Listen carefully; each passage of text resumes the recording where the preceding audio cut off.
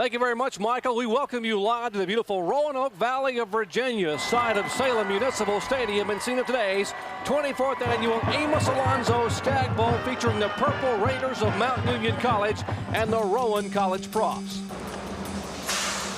Today, K.C. Keeler and Rowan College trying to put the finishing touches on a season that was once on the brink of collapse. 7 straight wins later, the collapse has been conquered, and all that remains between Rowan and a championship season is one more win. Their opponents come in with an agenda of their own. Mount Union's push towards perfection has left 13 teams in their wake. It is a driving ambition fueled by the ultimate team goal, the title of national champion. And here comes top-ranked Mount Union. The Purple Raiders are the winningest college football program in the world in the decades of the 90s. And here are the Rowan College Profs, the beast from the east. And don't let that record fool you. 10-2, they have played extremely well in the playoffs. Back with the kickoff from Salem after this.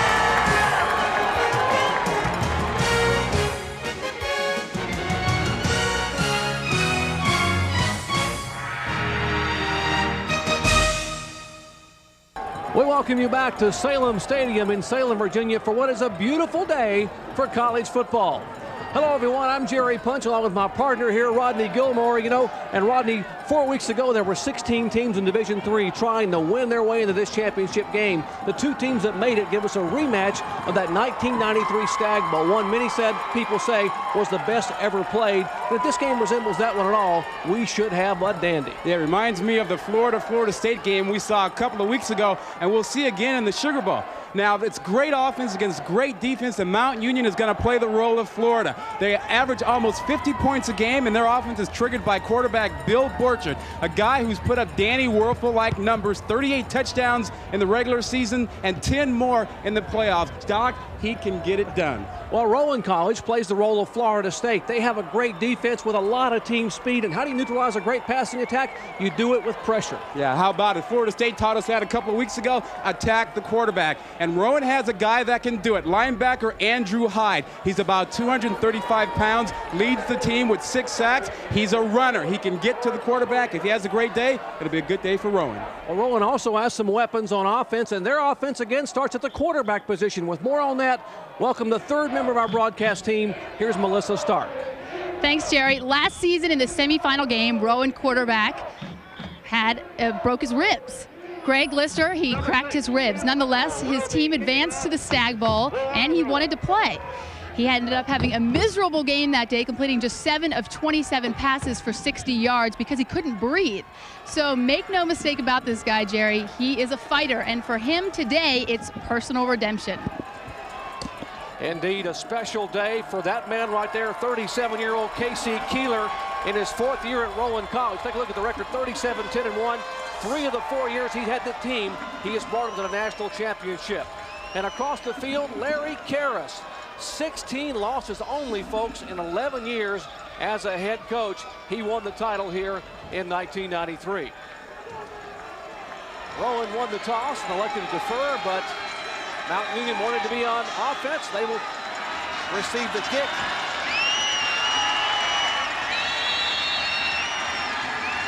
As we are set for the 24th annual Amos Alonzo Stagg Bowl, Tim Huckle kicks it off.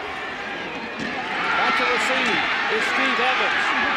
Inside his own 20, he will be swarmed under by Rowan College at about the 17-yard line. Our starting lineups are brought to you by Nike. As we told you, the offense for Mount Union starts with their All-American quarterback, Bill Borchert, a junior from North Royalton, has led the nation in passing efficiency the last 2 consecutive years in a row. He'll be throwing the football to a very impressive wide receiver, also an All-American, Kevin Knestrick out of Lakewood, Ohio, a record setter this year. And up front, the offensive line led by first-team All-Ohio Athletic Conference offensive tackle, Josh Weber.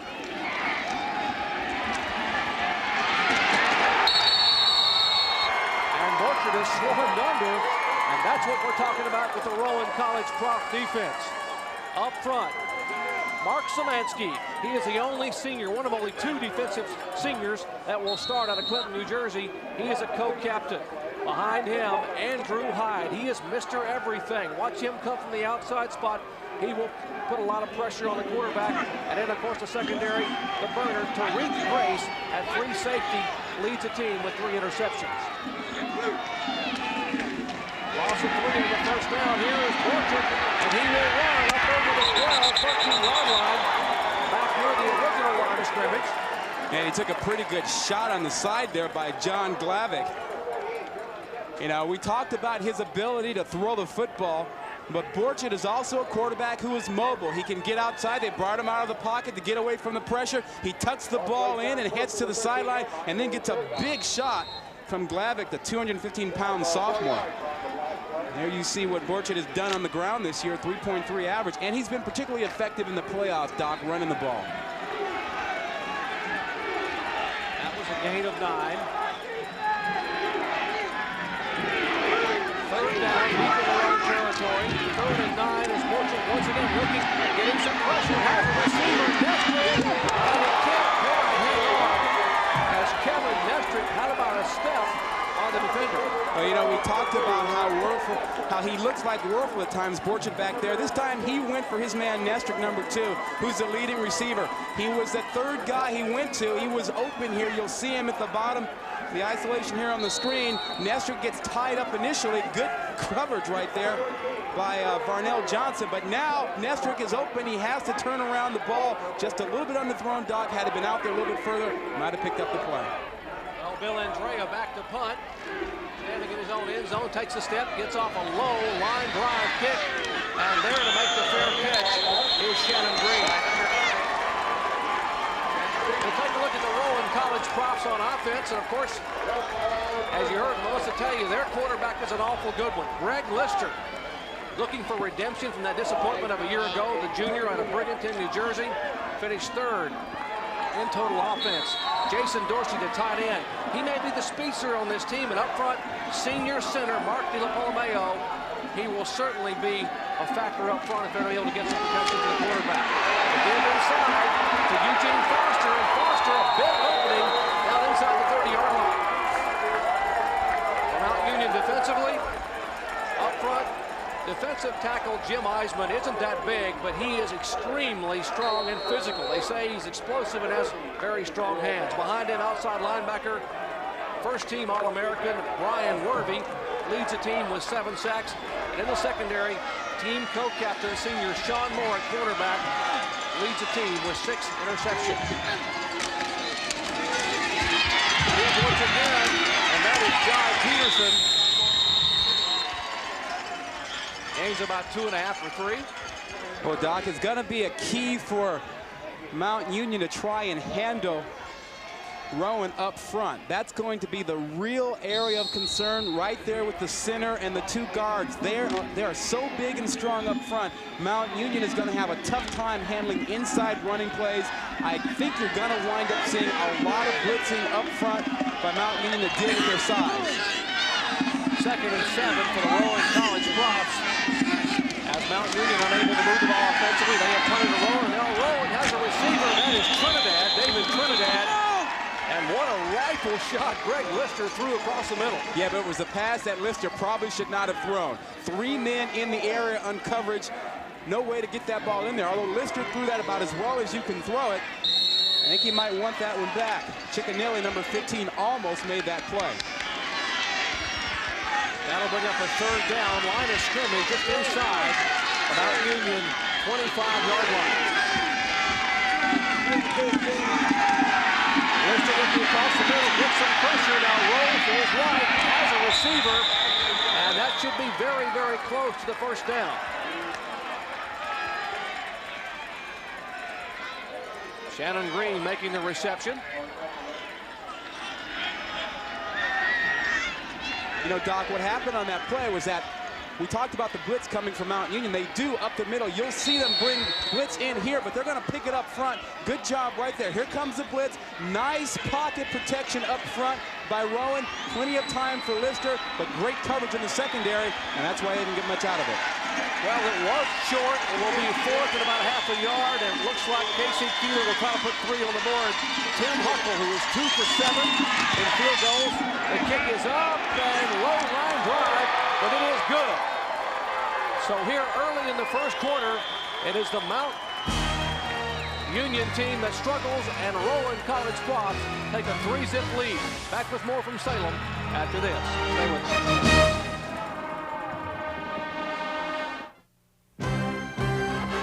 ESPN's presentation of the 1996 NCAA Division III Football Championship is brought to you by Ace Hardware. Ace is the place with the helpful hardware folks. Back at Salem Stadium.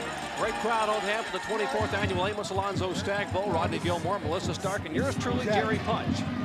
Bring you live Division III National Championship. And Rowan has to have that man right there worried a little bit. His team unable to move offensively. Larry Karras. And they've given up 3 points here early in the first quarter, but no surprise at all, Rodney. Actually, Mount Union had fallen behind in the last 2 games they have played in both the quarterfinals and semifinals and came back to win big. Yeah, they don't really worry about falling behind because they put up so many points normally. It's not a big issue. All right, Tim Huckle kicks it off. And this time it'll be Knestrick with his 5, 15, 20, 25. Has an opening, and he is finally brought down up at about the 30-yard line. One thing that these coaches didn't want to have to worry about was having a shootout here today, but this game already reminds me a little bit of 1993. K.C. Keeler said if we need to keep our offense on the field, and theirs off. Yeah, he wants to score points, but he wants to score slowly. He doesn't want the shootout because Mount Union can put up points in a hurry, much like Florida can.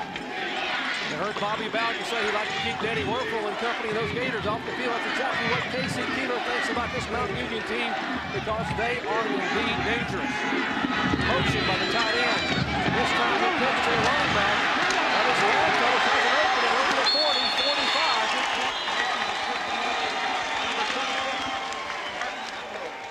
And we're talking about Mount Union and how dangerous they are. Take a look at their numbers offensively on the season. Yeah, look at that, 49.4 points a game, and they've only slipped a little bit in the postseason down to 47 points. But look at the total offense, 500 yards a game and over 300 yards a game passing. That's pretty good offense. That man there, Karras, is happy about the way his offense performs. My goodness, but he can average almost 50 points a game. He's not going to get beaten very often. That's why they won so many. They're the winningest college football team of the night. This time again inside to Mark Lantos, who was the leading rusher. And there was some concern that Lantos possibly wouldn't play today. Yeah, he's been banged up a little bit. He's had a hand injury, and they like to throw the ball a lot, and they felt he might not be able to catch the ball coming out of the backfield. You see, he's carried the ball 109 times this year for just over 5 yards a carry. But he's a real key to their passing game, and they're happy to have him in there. Lantos, a junior out of Wycliffe, Ohio, second team All-Ohio Athletic Conference. He will get a couple, bring it up to 2nd and 8. Borchert back to pass, has a receiver, and it is Eric Brock, the fullback. And great coverage there, but a perfectly thrown pass. Yeah, plenty of time that time for the quarterback, Borchert, to make the delivery. You know, Andrew Hyde has not been a real factor so far, the first 2 series for Rowan. But you got to keep your eye on number 29 and just figure out he's got to show up. Rowan has got to find a way to get him into the flow of the game to disrupt this offense. There is Andrew Hyde. They said when they played here in 93, every time the quarterback came to the line of scrimmage, he pointed out where Hyde was. And Hyde was a freshman back then. First and 10 to the Purple Raiders. The pitch to Lantos.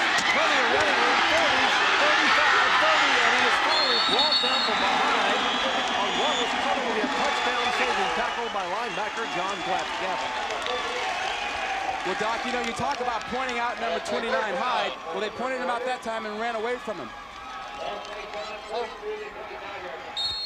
Now, you can't see Hyde in the picture. They run away from him. Number 29, they run away from him that time. He gets cut off on the backside. Good running that time by Mark Lantos, the man we just talked about, and a good cutoff block to keep Andrew Hyde from getting into the picture. There you see the young man, Mark Lantos, a junior running back from Wycliffe, Ohio. Physical education major. 3 carries for 34 yards. That's far for Lantos. Now Union driving it down deep in territory, getting a little pressure. Now Borchert will tuck it and run, and is chased out of bounds after gaining maybe about 3.5 yards.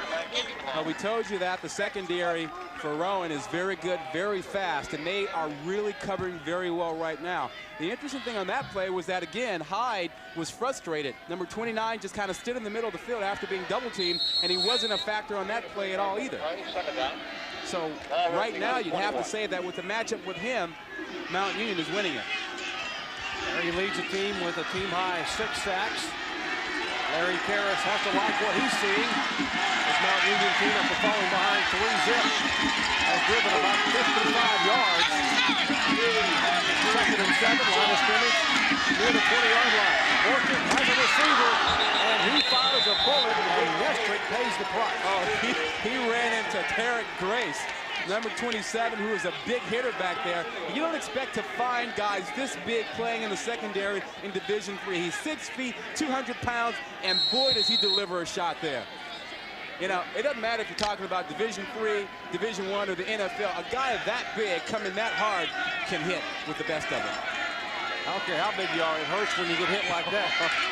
There's a look at Tariq Grace, leading a team with interceptions. He was a cornerback last year and got moved to free safety. Really outgrew the cornerback position. 3rd and 7.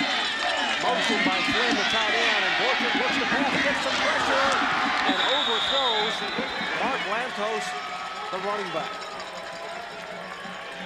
Well, Lantos was the one he wanted all the way there. They were trying to run a bit of a pick play to get Lantos free, and he did come free, but it was just a poorly thrown ball by Borchert. One of the very few times we've seen him do that. Even in practice the last couple days, he was on the money all day long.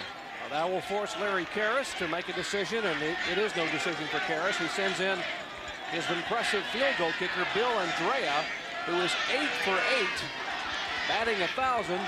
His longest this year, a 34-yarder. This one will be from 38 yards away. This will be a season long for Bill Andrea. The kick is up, and no good. Wide left for Andrea. So Mount Union comes away empty, and with 9 minutes, 29 seconds remaining here in the first quarter, it is Rowan 3, Mount Union nothing.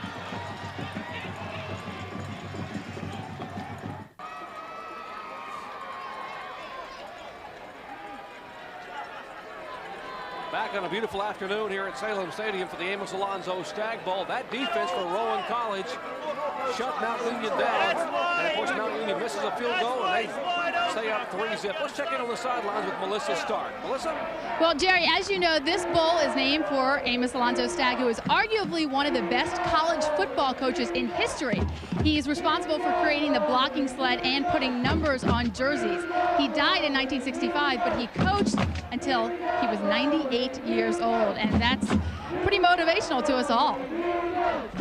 Well, indeed, walked away from his last coaching job when he was 98 years of age, and that was he was a punter's coach at Stockton Junior College in California, which became the University of Pacific. All right, Mount Union takes over. Line of scrimmage, their own 21-yard line. Leading 3-zip here early in the first quarter. Lister back to pass, has a receiver, and has it picked off. And once again, he threw in the double coverage, trying to get it upfield to tight end Jason Dorsey, and Chris Pagera picks it off. Well, you know what they tried to do? They tried to get their tight end Dorsey down the middle against the 2 deep zone. Here he is right here. He's going to come back. He's going to play the deep half, and he's going to read the quarterback's eyes. He knows that Dorsey, number 11, is a speedy receiver. You see the break he got on the ball? Perfect. Absolutely perfect break on the ball.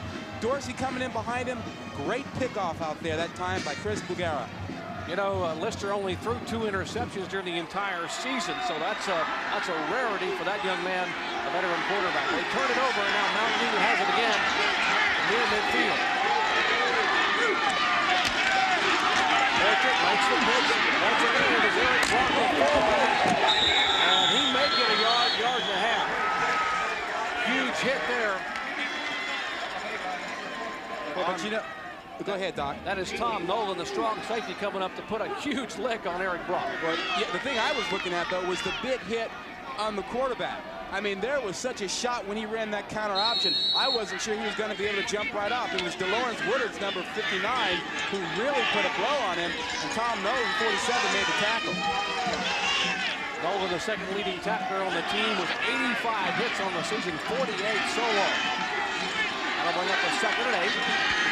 For the Purple Raiders, Borchert looks to pass, pumps once, looks deep. Has a receiver over the middle and way overthrows the intended receiver. That is Brian Tyler, the tight end he was trying to hit down about the 35-yard line. You know, Mount Union really uses their passing game to set up their running game. Larry Karras told us yesterday that he really does like to throw the ball in the first half to get people thinking about that. Think about his passing game, and then he comes back with his running game. 3rd and 8 now for carries. His team has been shut out thus far in the first quarter. We approach the 9-minute mark. Rowan on the strength of a 35-yard field goal up 3-zip. Borchert 1 for 5, only 11 yards passing. And that will change right now as he finds a receiver at the 36-yard line. That is Reiko Gollate. Gain of 13, and that will be a first down for Mount Union. Nice route run that time by Gollate. He's a guy that's really come on in his first 2 years. He only had 11 catches. Well, look what he's done this year. 36 receptions, and look at the average, almost 22 yards a catch. I'd say that's a bit of improvement from year to year. Coaches said that Reiko had a breakthrough season. As you said, he was a second-team All-Ohio Athletic Conference. First and 10, in inside this time to the fullback, Eric Brock, and he will get maybe a yard and a half. Well, there you see the passing game setting up the running game a little bit. They get the first down on the pass throw, and then they come back with a draw play that gives you the pass action, yet you run the ball.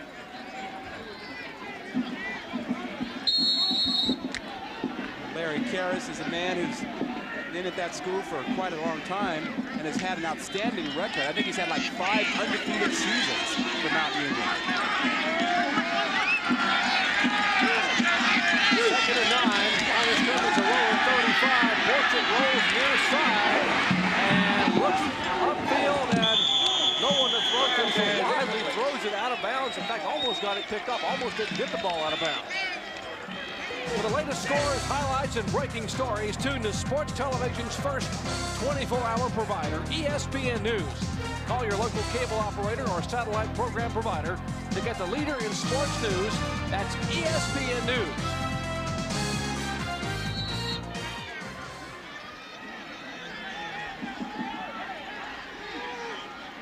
If you just joined us, Mount Union unable to move the ball on their first drive, kicked it away to Rowan, who moved down and was able to convert a 35-yard field goal to take a 3-0 lead. You saw that shot that Borchert took on the sideline. Remember, Florida State pounded Danny Werfel. That's what Rowan is trying to do today. Borchert's pass is good to Steve Evans, and Evans fights his way down to about the 20-yard line. Gain of 15. But one of the things that's a problem for Rowan is picking up the backside of the backfield. Sometimes Mount Union will cross their backs in the backfield, and when you play man-to-man coverage, it's hard to remember who you're supposed to have. And that time, Evans snuck out of the backfield, went to the right side, he was wide open. Evans, a very versatile player out of Amanda, Ohio. Second on the team in all-purpose yards for 1996. Single setback is Eric Brock, the fullback. 3 wide receivers. Borchert has a receiver wide open. The defensive back fell down. That was Damon Troy. He slipped.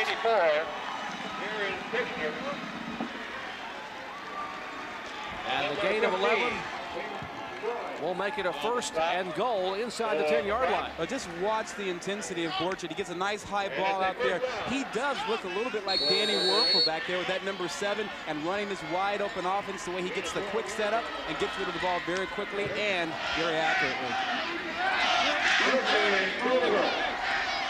There's a look at Borchert's numbers. Yeah, how about that? 122 touchdown passes in his career. Almost 10,000 yards in his career at Mount Union College. Looking for the end zone. Towards the deep end. Well, he caught it, but he was out of bounds. That was Steve Evans. A great catch by Evans on the fingertips that couldn't quite get the toe down. Oh, he had Evans open. He waited just a beat too long. He waited just a bit too long there. Had he let go of it a little bit sooner, he would have had the touchdown, and he knows it. Evans is open. He was open a couple steps before, and he got led to the sideline. He couldn't quite get the feet in. He kicks up a lot of chalk at the end, clearly out of bounds. And Larry Karras, a 2nd and goal from the 9-yard line. Thus far, his high-powered offense has been shut out here with just about 7 minutes remaining in the first quarter. Lots of crossing routes down here. And you called it crossing route to the tight end, Brian Flynn, and suddenly Mountain Union is on the scoreboard with 6 points. What a call, partner. Well, it's pretty simple, you know. It's hard to stay with guys when they run across the field down here. And there are so many guys there, you get knocked off. Now watch how the receivers run combination routes when they do the crossing.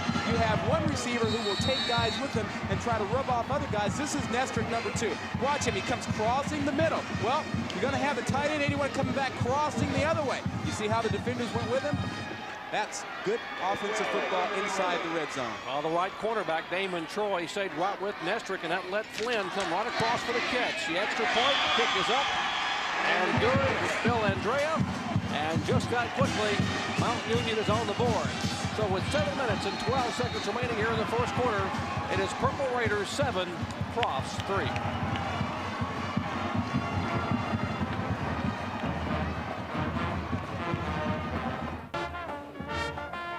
Back at Salem Stadium, that man right there just caught a 9-yarder from Bill Borchert.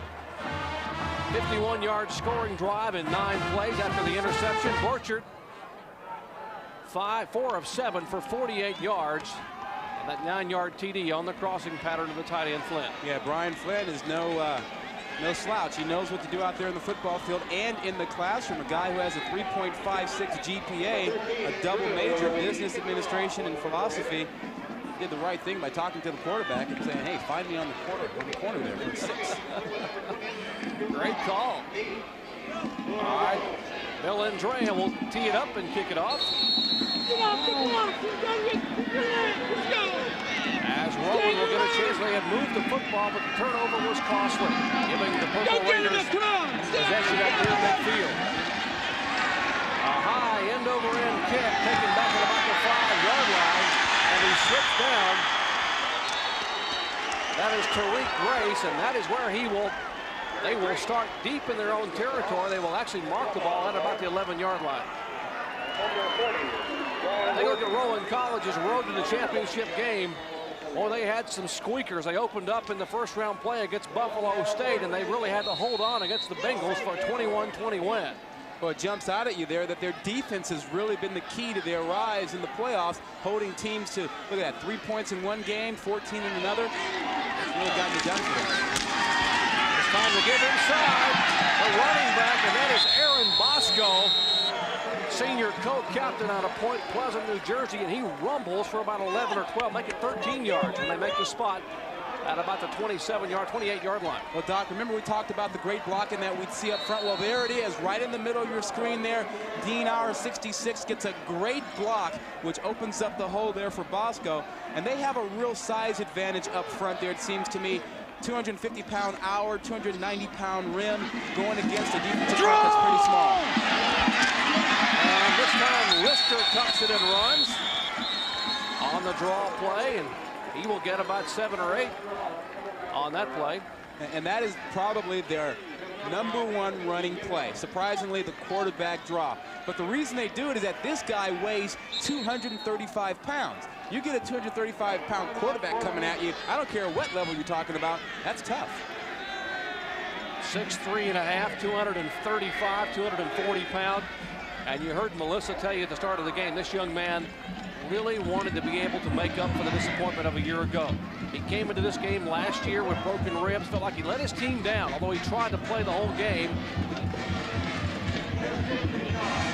And would like to be able to carry to their first national title. Yeah, he had a miserable game that game. It was a tough day too. The wind was bad. It was a cold day. Completed only 7 out of 27 passes. and his team had a tough time in that championship game. The NFL's best pregame show, NFL Countdown. Every Sunday, 11:30 a.m. as Chris Berman and the gang preview all the action. Then at 7 p.m. it's prime time, where you'll see all the highlights of all the day's games. At 8 p.m. we'll be in Jacksonville as Mark Brunell and the Jaguars take on the Seattle Seahawks. That'll be Mike Patrick and Joe Theismann. And once again, Rowan College on the move, running the football. Eugene Foster, the junior running back out of Parkton Lakes, New Jersey, gains 11. And Rodney, this is a Purple Raider defense that average giving up only 91 yards rushing a game this year. Yeah, but you know, they're playing against a more physical offensive line than they probably have seen in quite a while. Don Montgomery was really concerned about that. He knew that Rowan was pretty strong up front, that he'd have to move his guys around, has a unique front, uses 8 men, only 3 defensive backs.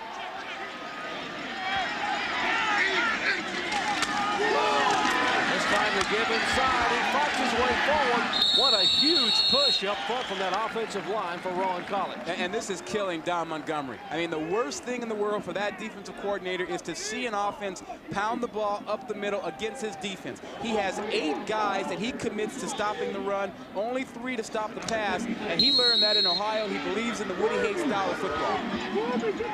Exactly. There's a look at the defensive coordinator for Mount Union, 41-year-old Don Montgomery, 19 years as assistant coach. There's his defense. 2nd and 4. And this time a little bit of a stumble. Lister picks it up and will still gain about 2.5, maybe come up about a half a yard shy of the first down. That's about the 3rd or 4th time we've seen somebody slip on that field out there. It's a sunny day, but it has rained the last couple of days here, and maybe Melissa can tell us about it a little later. I'm curious about the footing down there. You know, they have had the field covered as K.C. Keeler was here back in 1993 when it was snowing horizontally. And his Rowan College team lost by 10 to Mount Union. 3rd and half a yard. Line of scrimmage, the 42-yard line. And they did it this time with Jai Peterson right an opening. 30, 25, 20, 15. One man has a shot at it, and Peterson will score.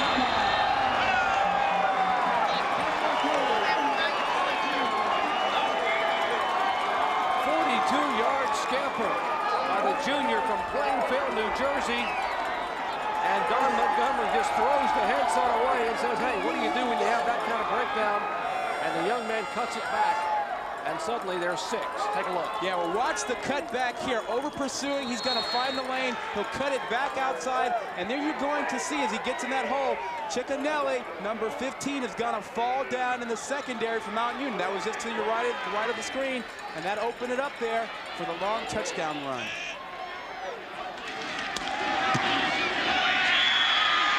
We'd like to welcome those of you who have been watching the ESPN2 Division II telecast from Florence, Alabama. Here, with 4 minutes and 30 seconds remaining in the first quarter, we have a shootout, a rematch of the 1993 National Championship game, as Rowan has just scored on a 42-yard scamper by junior Jai Peterson. And suddenly we have 17 points scored, and we're still in the first quarter. Yeah, Rowan is scoring too fast. This is not the way they wanted to do it. They scored on a 42-yard run. They want to eat up the clock and keep that potent offense from Mount Union from having a number of opportunities. Well, I think they'll take the 10-7 lead right now. Rowan College Props, they're the beast of the East. Out of the New Jersey Athletic Conference, 6 plays, 84 yards, 2 minutes and 42 seconds, all on the ground against one of the better defenses in Division III college football. You got to give an assist to the field on that last one, too, because Ciccanelli was in position to make the tackle, but he slipped down on what appears to be a somewhat slippery field. Why don't we check in down on the sidelines with our sideline reporter, Melissa Starr. Melissa? Okay, guys, well, the defense is trying to, rather than jumping up, what they want to do is push from the middle, the Rowan defense, to pressure Bill Borchert, to get in his face and to handle his 3-step drop. All right, K.C. Keeler has to like what he's seen, being able to run the football, and now it's a matter of being able to stop this high-powered Mount Union offense. Tim Huckle set to kick it off for the Rowan College Props. And deep to receive will be Kevin Knestrick, 5-yard line, 15, 20. And that's where he'll come down about the 21-yard line as over on offense from there. For those of you just joining us, we mentioned these two teams are a lot like what we saw in Division I this year when Florida and Florida State played each other. Yeah, and that's no stretch. I mean, you know, Florida, high potent offense, great quarterback. That's what Mount Union has. Larry Karras believes in that with his team. They throw the ball a lot. Rowan came in with a great defense, very similar to what Florida State has. Good matchup, offense versus defense. That's Casey Keeler, 37 years of age, 4 years at the helm of Rowan College. 3 of those 4 years he has brought them to this national title game. Bill Borchert with the pitch. The Mark Lantos running room 25, 27-yard line. And Feynman Wright, the leading tackler for Rowan, makes the stop up about the 20. They'll mark it actually about the 28-yard line. You know, Larry Karras told us yesterday that, you know, football is football, and he loves coaching at this level, and they have a lot of fun. One thing he told us is that he likes for football to be exciting. These kids don't have to play. They don't need scholarships to play. They play because they want to, so he has a wide-open offense to make the game exciting for his players. Remember, this is Division III, and so there are no scholarships allowed based on athletic ability. Look at that record. 16 losses for Larry Karras in 11 years as the head coach. That's amazing. Incredible. Bill Borchert back to pass, has a receiver. Wide open is Kevin Knestrick at about the 38-yard line. Well, you know, Melissa talked about trying to put pressure on to stop the 3-step pass. Well, what do you see now? They're dropping back to the 5-step. So when you got Rowan thinking about the quick pass, now Mount Union can take advantage of the time that they have to throw a 5-step pass because they're not getting a lot of pressure right now.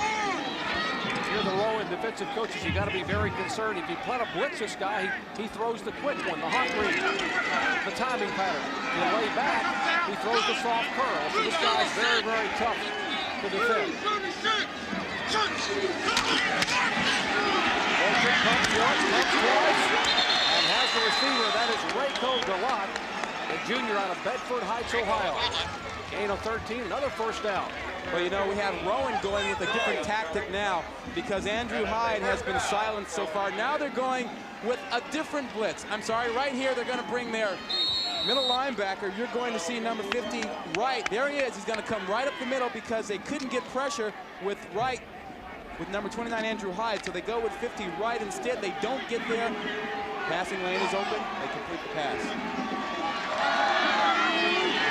Let's go back to Florence, Alabama, where Ron Franklin and Mike Godfrey are bringing us an exciting Division II National Championship game.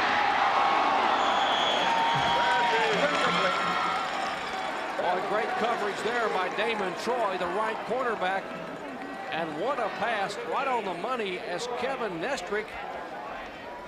Yeah, you see Damon Troy, 15, in good coverage, makes a nice turn there, and then he grabs on to Knestrick to slow him down. And you see that left hand that reached out and pulled him back a little bit, but nevertheless, that's a ball that's got to be caught. It was right on the money. Boy, Knestrick had a chance to reel that one in. But if you can't run with him, hold on to him. I guess that's one way to do it. Borchert is 7 for 14, 83 yards and a touchdown. And we are still in the first quarter. Borchert getting some pressure, and he will tuck it and run. Wide open field, 45, and he slides down at the 40-yard line, which should put him about a half a yard shy of the first down. You know, we talked about the pressure having to come up the middle for Rowan. Well, this time, Mount Union does a great job of giving their quarterback time. Look at the great blocking up front by Jason Carper and Sean McGuire. They do a nice job, plenty of time, but nobody's open. So what does the quarterback do? Well, Borchert is no dummy, picks it up and runs. Borchert ran for 161 yards in the last 2 weeks of the playoffs against Illinois Wesleyan and Wisconsin lacrosse. 97 and 54 yards respectively rushing. So he's not afraid to tuck it under and take off with it. 3rd and inches for Mount Union. A give inside to the fullback Eric Brock, and he will have the first down.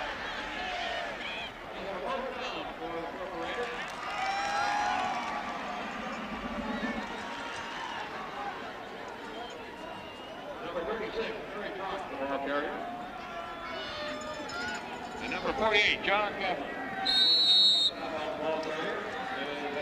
As a look at Jim Creasy, who is our referee. The officials are here from the ODAC conference, the Old Dominion Athletic Conference. There's Larry Karras, a head man at Mount Union. 47 years of age, his 11th year as the head coach there. Also the athletic director at the school up in Alliance, Ohio. Borchert back in deep drop, looking deep. Has Knestrick wide open in the end zone. Touchdown.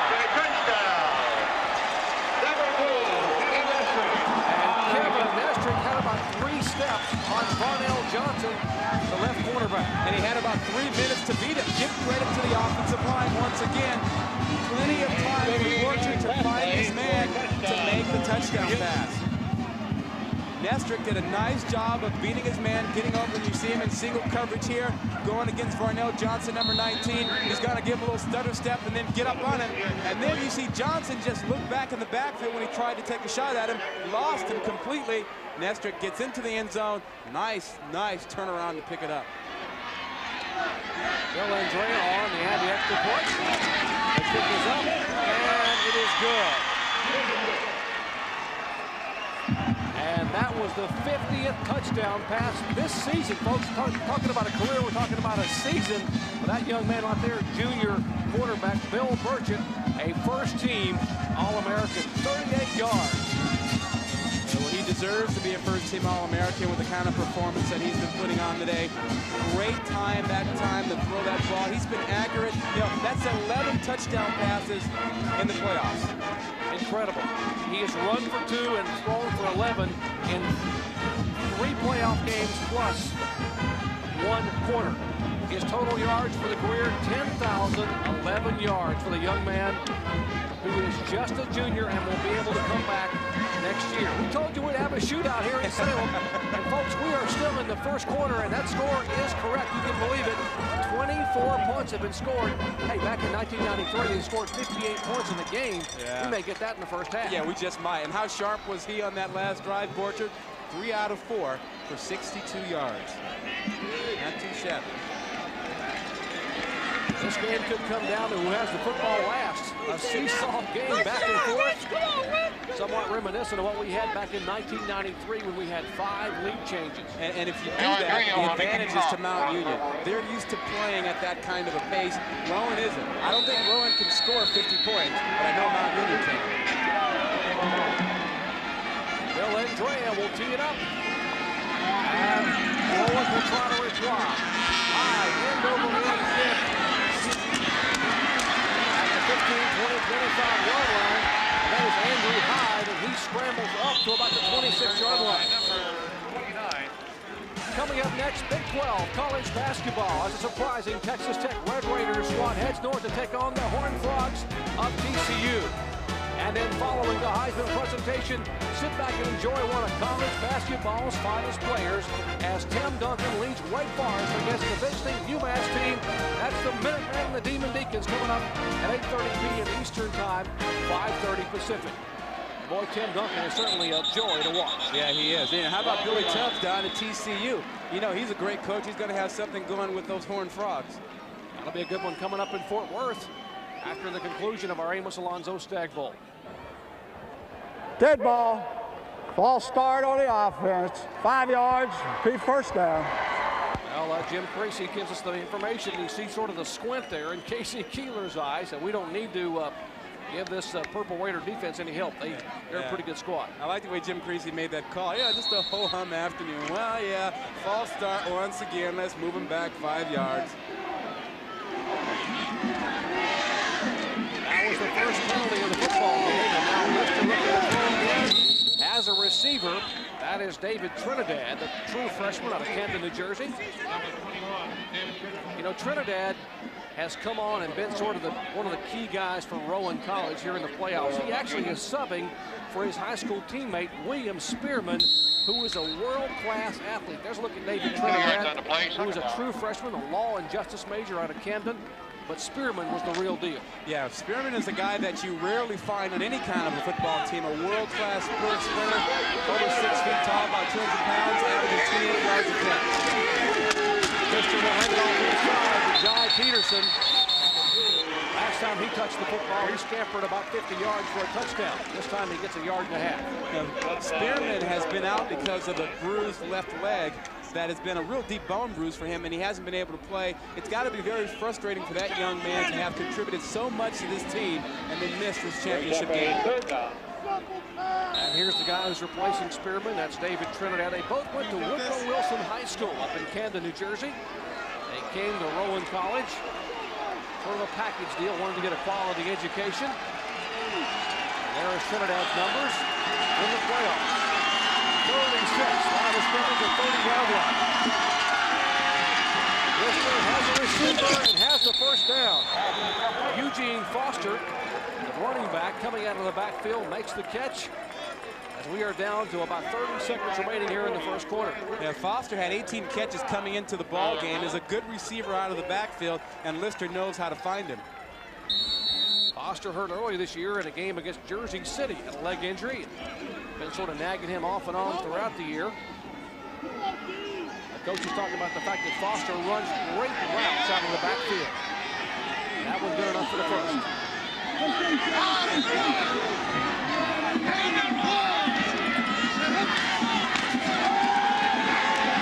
Lister has a receiver wide open, lofts it over the middle, and Aaron Bosco makes the catch.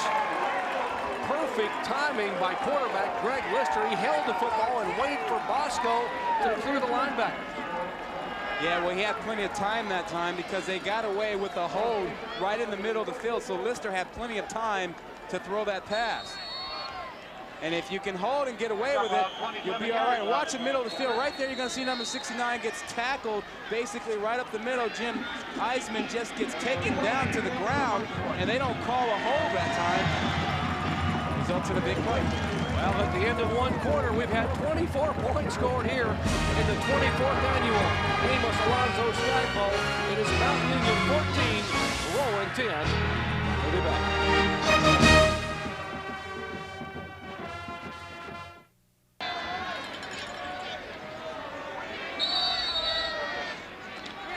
Well, they're drawing up a barn burner here in Salem, Virginia. First quarter ends 24 points and 329 yards of total offense. At that rate, we're going to have a ton of points. We're going to run out of pencils over here for Marty Arnold. Lister back to pass. Has the receiver wide open once again. That is Aaron Bosco, the fullback. Number 23, Aaron Bosco. Let's check in on the sidelines downfield with Melissa Stark. Melissa? All right, Jerry, certainly a guy Rowan would like to have out on the field right now is William Spearman. He opens the game wide open for them, and not a player that you usually see in Division III, and I bet you are sorely missed out there right now. Well, I'm sorely missed. I feel like, you know, I want to be out there as bad as everybody else, but it's not so bad because I got my injury. But, you know, I do kind of open up the offense for everybody else, you know. As the other games we played, semifinals and stuff, I was a decoy and everything. But now I guess they're going to have to just go without me like the other games. You know, I expect them to do as good as if I was playing. So I'm not really worried about me not playing. We should just come out on top no matter what. Well, even though you're not playing, at least David Trinidad, your former high school teammate, is out there stepping into your position. How do you feel about that? Well, Dave is just as good as me. It's the same thing. He's just going to have to show the coaches that he can do the same thing that I can do, you know, and he's showing it as the playoffs been going on. He's been showing it that he can do. It's the same thing I can do. So he's going to fill in well this game. All right, well, you still got a few more years in you, so best of luck to you. All right, let's take it back up to the booth.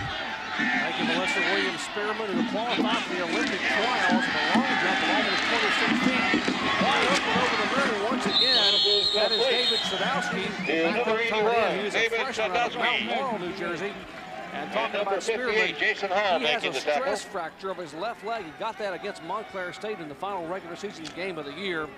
And he said to use him as a decoy. Rodney, they put him in for one play against Buffalo State. He went 76 yards for a touchdown. Yeah, what a decoy, huh? How about that? Yeah, but he can flat out fly. You know, he's the kind of guy that will get a look at the NFL because of his speed.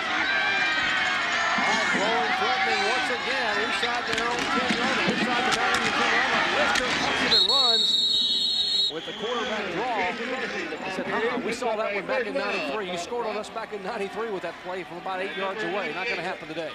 Well, keep in mind that this is a guy that's 235 pounds who's running behind a real good offensive line.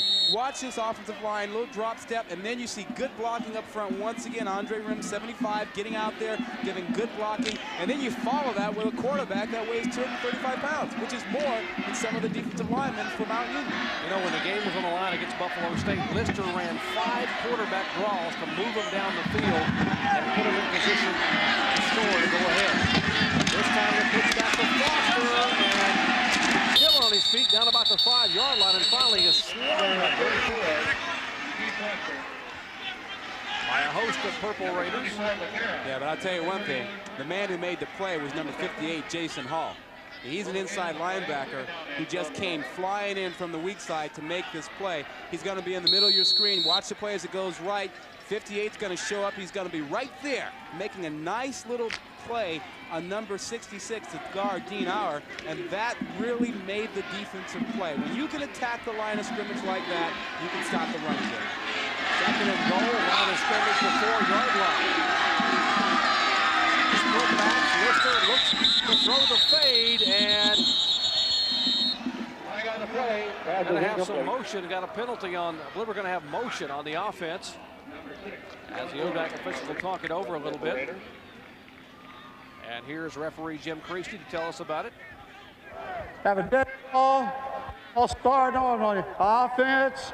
Repeat second down. Not what they wanted to see over there on the Rowan sidelines. Casey Kaler and company.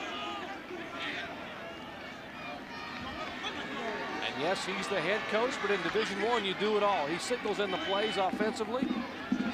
Has only one full-time assistant, and that assistant even has a half-time teaching job.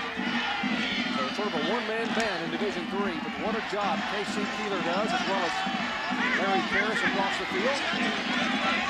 Now bring up the second, and now goal from the 9-yard line. Lister back to pass.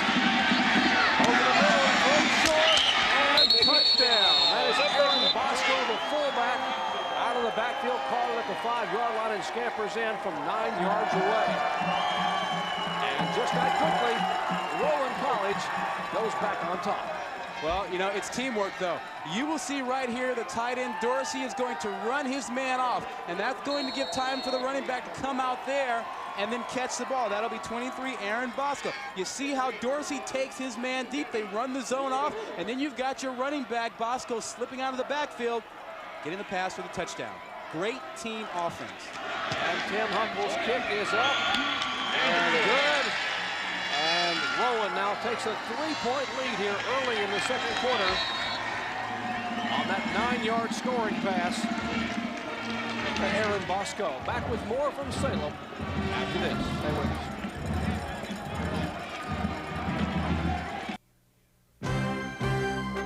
ESPN's presentation of the 1996 NCAA Division III Football Championship is brought to you by Nike.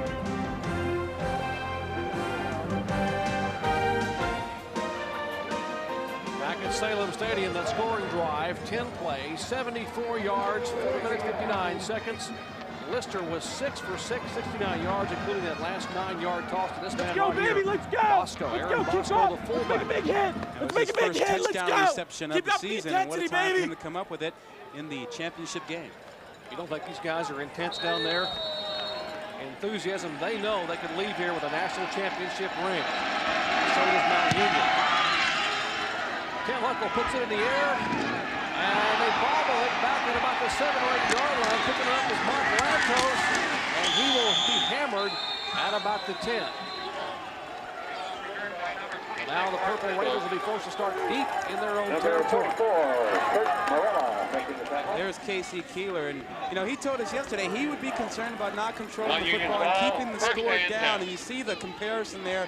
They are controlling the ball a little bit more, just a minute and a half more so than Mount Union, but that is not enough. They've got to have more time in possession. They're scoring a little bit too fast, I think, right now for his liking. Not to the fact that they can't score points. They scored 43 in the opener against Newport News and 47 against Portland State. They know they are certainly in a shootout today. Bill Borchert rolling, getting some pressure, and receiver, it is Kevin Knestrick, the All-American, who comes back. Knestrick seeing that Borchert had some problems and turned and came back to the quarterback. Yeah, and that's why he's an All-American. A good receiver will come back to the football. Watch how he drives his man off, and then he's going to come back about 5 yards to catch his ball. Now count the yards. See, right there, he's at the 35-yard line, comes all the way back to about the 30 to pick up that ball. What a great effort by the young man who's a sports management major. I guess he's going to wind up being an agent, huh? I don't know. Hopefully he can get a legitimate profession somehow. 3 catches, 59 yards, or a touchdown for not just kidding. Now Mountain Union tries to reply. Quick pitch, great pitch, but it will go for naught. As Steve Evans is caught in the backfield by John Gavlik, the outside linebacker. And suddenly Rowan's defense stiffens. Yeah, you're absolutely right. I mean, that was a heck of a play. I mean, nice tackle in the backfield, but certainly you got to disrupt the plays, and it was disrupted in the backfield again by a linebacker. I couldn't see who it was, but it looked like somebody got in there and disrupted the play right at the start. It made it a lot easier to make that tackle. Almost as if they called over and asked Mike Smith, the Rowan defensive coordinator, hey, what do you want us to run this play? I mean, he predicted that one. 2nd and 11. Just getting to the 25-yard line. Borchert has a receiver open over the middle. It is Knestrick, 36, 40, 42, and he fumbles the football. And it'll be recovered at the Rowan 44-yard line. It looked like that ball went close to going out of bounds out there, or that it in fact went out of bounds before it was recovered. It still would have been Mount Union ball, but it's not clear what happened. You see a crossing route again. Knestrick shows up in the middle of your screen again, running across the field. That's hard to cover man to man because you keep running away from the defensive back. But where does the ball go? Was it out of bounds? No, it never went out of bounds. Actually, Gavlik had a shot at it, and I believe his hand actually popped it back in bounds. Yeah. Watch Gavlik's left hand hit it. Now back in bounds. And then it's recovered down there by Steve Evans. Borchert back to pass again. Upfield, and that is Gollate. And he scampers out inside the 30-yard line for another first down. Yeah. And Andre Hyde came over to make the play, trying to strip the ball out. They're trying to get turnovers now because they're having a hard time with the Mount Union offense. And that man has got to be frustrated because he hasn't been able to get into the backfield or really be a factor yet. He's their best player. Got to wonder what Ike Smith is thinking. He's a defensive coordinator for Rowan. He had him bottled up. Has stopped him with a couple running plays, and there is Ike in the middle with the hat on, grabbing the microphone, talking to the players and coaches on the field. He had him bottled up 2 plays ago, and then suddenly, on 2 pass plays, they're deep in his territory. Got to be concerning him. And Ike Smith is an interesting story. He's the guy that you talked about who's pretty much a volunteer assistant who drives 30 minutes every day after teaching to get there for a 3 o'clock practice. And he, in fact, taught Casey Keeler coaching. Casey Keeler was an assistant coach under Ike Smith when he broke into coaching up at Rowan. And he said, when I had a chance to hire a defensive coordinator, there was no question who it was going to be. As you said, Ike drives from Cherry Hill, New Jersey. He is a high school physical education and PE teacher and gets there about 3 o'clock in the afternoon, and they don't leave until about 1 o'clock in the morning. Yeah, it's a shame that guys like Ike Smith don't get a chance to be a head coach, and it's also a shame that Division I, you have 20-plus openings, and there aren't any African-American head coaches being seriously considered. Scott right here, certainly one of the best when it comes to Division III coaching. Coming up at 7:30 p.m., it's the Heisman Trophy presentation presented by Wendy's. Chris Fowler hosts the awarding of college football's greatest honor, the Heisman Trophy, presented tonight only on ESPN at 7:30 p.m. Eastern Time. Will it be Danny Werfel, Jake Plummer, Orlando Pace, or Tony Davis? Troy Davis. A lot of folks think Werfel will win, but should be a close one. Long pass deep in the end zone. Touchdown. Reiko Gollate makes the circus catch over the back of Barnell Johnson. Oh, are you going to see a better catch than that anywhere? I don't think so. I don't care what division you're talking about. Yeah, they said, we couldn't have had him covered any better than that. Oh, man, you can have 3 guys draped on a guy, but when you have a receiver who simply goes out and makes a play like this, you see the pump fake by Borchert, and then he just lays it up there and says, all right, you're my man, go get it. Watch Reiko Gollate go get it. That's a heck of an effort. What a great play. kept his feet in bounds as well. Well, what a rebounder he is. Well, up for that one. That's Bill Andreas for the extra point. And the kick is up and good. And just that quickly, Mount Union takes the lead once again. 10 minutes and 9 seconds remaining here in the first half. It is Purple Raiders 21 and Rowan 17. Back in a moment.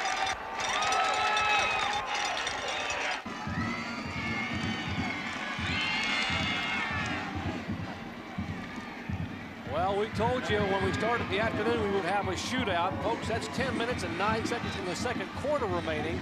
And it is 21-17. That's the young man there, Reiko Gollate, who caught the pass for 29 yards. Look at the scoring drive. 5 plays, 84 yards, 2 minutes and 1 second.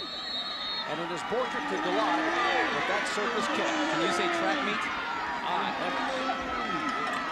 Break out the ball for the scoreboard at halftime. We're going to need some extras. And now Rowan gets a shot at the Division III Conference Track Championship. Now it's actually College put back up the middle. Huge hole. Still on his feet. And that is Tariq Race. And he will wrestle his way up near the 30-yard line. And that's exactly right. He wrestled his way. He is a well put together young man. 6 feet tall, 200 pounds. He is not afraid to bang in there because at times he's like a man among boys out there. Well, he led the New Jersey Athletic Conference in kickoff returns with an average of almost 22 yards a return. Now we'll see if his offensive colleagues can get it untracked here. What do you mean untracked? They scored 17 points. If they don't retaliate with a touchdown, it's going to get ugly in a hurry. It's like a heavyweight fight. Yeah, and you see they ran the ball on first down. Casey Keeler is trying to slow this thing down. He's got to make first downs, but he doesn't want to come out right now and go 3 and out and put his defense back on the field and have that track meet continue. He's got to get first downs. Casey told us, he said, you know, they run a 4-4 defense, which means 8 people in the line of scrimmage. They almost try to encourage you to throw the football and get you in a shootout with it, which you know you're going to lose. Come on, get fucking They right. have been successful running the football. And Lister back to throw. Looks, pumps once, twice. As a receiver, that is Shannon Green, who is the veteran of that receiving corps for Rowan College Profs. But Lister did a very nice job that time. He wanted to go to his tight end, Jason Dorsey, number 11, but he was double covered down the middle of the field. So Lister did the smart thing. He came off of him and went to Shannon Green. Good quarterbacking. Pick up 9 yards on the pass pattern. Take a look at the Rowan rush offense. Talking about their rushing against a team that's averaging, allowing only 91 yards a game. Today, they're over 120 yards, and we're still in the first half. Give inside, and that is Peterson. And he will scamper down near the 50-yard line. Let's go, about the 48. Number 58, Jason Hall. They've been running the ball well because they've got good blocking. Watch Ryan. He's going to come up here, and he's going to run into a couple guys, create just a little hole there, and then the running back gets right in behind him. See the hole created? He just goes right in behind Ryan, who's just with that big body clearing and scaring everybody else out of the way. You know, Rowan coaches were concerned. You take a look at Andre Rim there, the junior offensive guard out of Trenton, New Jersey. He certainly is a force up front. So he's a potential All-American. Lister getting some pressure, and the ball is tipped as Lister goes down. Great pressure up front. It looked like Scott Braden was the man who came in and put pressure on him that time. And Scott Braden is part of the second unit of the defensive line that they rotate at Mount Union. Take a look at the pressures. Watch Lister. He gets it from outside from Yoder and from Scott Braden. Yeah, and Worthy was coming from the outside, number 40. And there you see Braden coming across there, number 91 from the left side. That's basically your good old-fashioned jailbreak. That was Jeremy Yoder, number 98. So the backup unit in for Mount Union. Larry Ferris trying to keep fresh troops on the field. Lister looking downfield. He will tuck it and run. Goes behind a running back, 50-48, and that's where he will be brought down right near the first down. They need this first down, and Mount Union has been struggling defensively to shut down this running game. They haven't gotten it done yet, and this man right here, Don Montgomery, has been very much concerned about it. You know, he is a wrestling coach at Mount Union as well. Not only is he a wrestling coach, he is a championship wrestling coach. 8 Ohio Athletic Conference Championships. He was Coach of the Year 6 times, including the past 2 years there at Mount Union up in Alliance, Ohio. Measurement, and they're saying it's about 3 inches short. Well, what do you do? I think you got to go for it here. You have to make sure you get first down. You can't put your defense back out on the field right now if you're Rowan. And Casey Keeler is going to go for it here. And he puts big Lauren Paxson in the offensive line. They put the senior in, and you can't afford to give the football up here in this heavyweight fight. Yeah, that's exactly right. And your offense can move the ball. You have a 235-pound quarterback. If he can't sneak in and get an inch for you, you got a problem. No more games after the day. It's for the national title here in Salem, Virginia. Melissa Stark, Rodney Gilmore, and yours truly, Jerry Punch, bringing you the Amos Alonzo Stagg Bowl. On a beautiful afternoon for college football. And they will give it inside. And second effort. He falls off the pile. That's Aaron Bosco. They call him Elvis. That's his nickname. And Elvis was definitely in the building, and he made about 1.5 yards and picked up the first down. Yeah, you know, they call him Elvis because a couple of years ago when he was a young guy on the team, he would score, and he'd say, Elvis is in the house. So they started calling him Elvis. Well, Elvis was on the house in that one. He dove over on some offensive linemen, rolled off, and got about 1.5 yards and the first. Yeah, watch the left side of the line. Good blocking by number 81, David Sikowski. The tight end came in there, gave a good block, and allowed him to pick up the first down.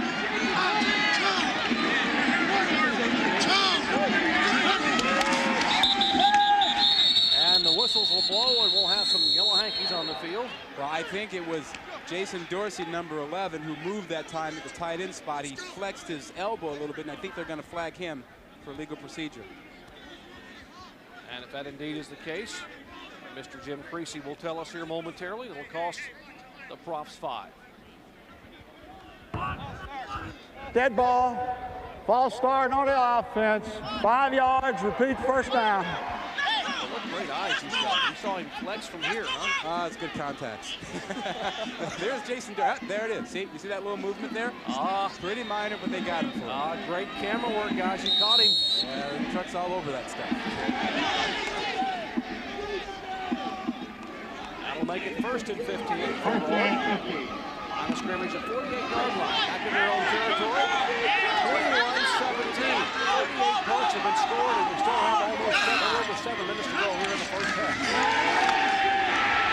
Pressure from Lister, the screen pass outside 50. And in the Purple Raider territory goes Aaron Bosco. He will gain maybe about 4.5 yards. Well, you and I were wondering when they would come to their screen game. We knew that they did a lot of that. They hadn't shown it in the first quarter, but now they've gone to it, and you're probably going to see them come back a little bit later with their other kind of screen passes to the wide receivers, right? I believe the inside screen has been part of the bread and butter for Rowan College. You know, they are without the efforts of William Spearman, we talked to earlier. You heard Melissa talk to him earlier. He is a world-class sprinter and high jumper and long jumper. Lister back to throw. Wide open upfield. And making the catch is Shannon Green. And that should be very, very close to a first down. Number 6, John Moore on the coverage for the Raiders. Yeah, Lister stood back there in that pocket and showed you that he has a real strong arm. I mean, that thing was on a line, and when you have a quarterback that can throw the ball that strongly, that accurately, then your offense will be effective. Watch him get back here. Now he just looks his way up and he throws a dart. Look at that thing. Tight spiral, strong throw, right there. That brings up another 3rd and 1 call for Casey Keeler. They're giving it inside once again. Huge push up front on an offensive line, and Bert Cheney comes up. He is the right tackle with his hand in the air, signaling first down. He knows that he opened a hole for that running back. Well, they're running on that left side because there's a lot of beef over there. I mean, Bert Cheney is 300 pounds, and right next to him is Andre Rim at 290 pounds. That's a good area to run because defensively, Karras is only 233 and Payne is 243. I think there's an advantage. So the weight advantage goes to the Rowan offensive line. When they played here 4 years ago, it was Mount Union had a huge advantage on defense. Lister fakes the play action, has a receiver, and will throw into double coverage. And the best thing that could have happened to that football is he overthrew it. Oh, you couldn't be any more right. I mean, He had no business throwing that ball down the middle of the field. 2 plays ago, great throw to the outside. This time, I think he got a little bit anxious and tried to get the ball down the middle into the teeth of a 2-deep zone. And remember, Doc, he was intercepted on a similar pass in the first quarter. An interception, Mount Union turned into 7 points, so that stopped what they were looking to be a promising drive. Now as the 4 to 5 minutes remaining here in the first half, and Rowan on the quarterback draw, Lister wide open, 25, and he will be brought down about the 22-yard line. Gain of about 12 or 13 yards, and that'll be good enough for the first down. And this is a design play. This is not a broken play. What the quarterback does is he takes a couple steps back. You're going to see the linemen show pass first. See that? They stand up, they show pass, and then they get up the field and start blocking. It is a design play with a big quarterback who knows how to tuck the ball in and run. Remember, he played here a year ago with broken ribs, wasn't very effective, wanted to redeem himself today. Put a lot of pressure on himself, and to give inside to Peterson, who has a huge hole. Yeah, and that huge hole was created by Jason Dorsey, number 11, the tight end on the left side that time. He just crushed down the linebacker, the defensive end over there, creating a huge hole. I mean, when you get good blocking like that, he's to the left of the screen. See him coming up, gets the first block, then rubs off, gets a second block, makes it very easy for Peterson to get in behind him and pick up another first down. Now that Rowan offensive line beginning to take its toll. There's a look at Jason Dorsey, the junior from Hamilton, New Jersey. Lister once again the running game is working for the Profs. And Peterson down near the goal line, making about a 1.5 yard shy. Well, Don Montgomery's going to have to give the guys on the right side of his defensive line some help. They just can't stand up to those big guys on the left side for Rowan and handle them. They're just too big. He needs to get 2 or 3 more guys over there on stunts and blitzes to help support those guys. This has turned into good old-fashioned smash-mouth football here. This time they'll just punch it in and wide open. No one even there for Peterson, and he will take it in for his second touchdown of the day.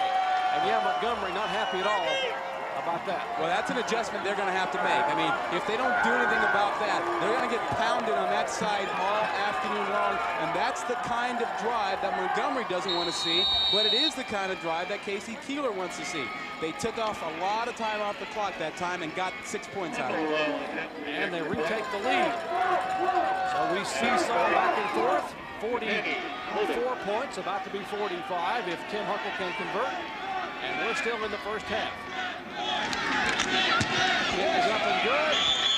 And the Rowan College Profs will take a 3-point lead by virtue of this scamper right here by Jai Peterson. Back with more championship action from Salem after this.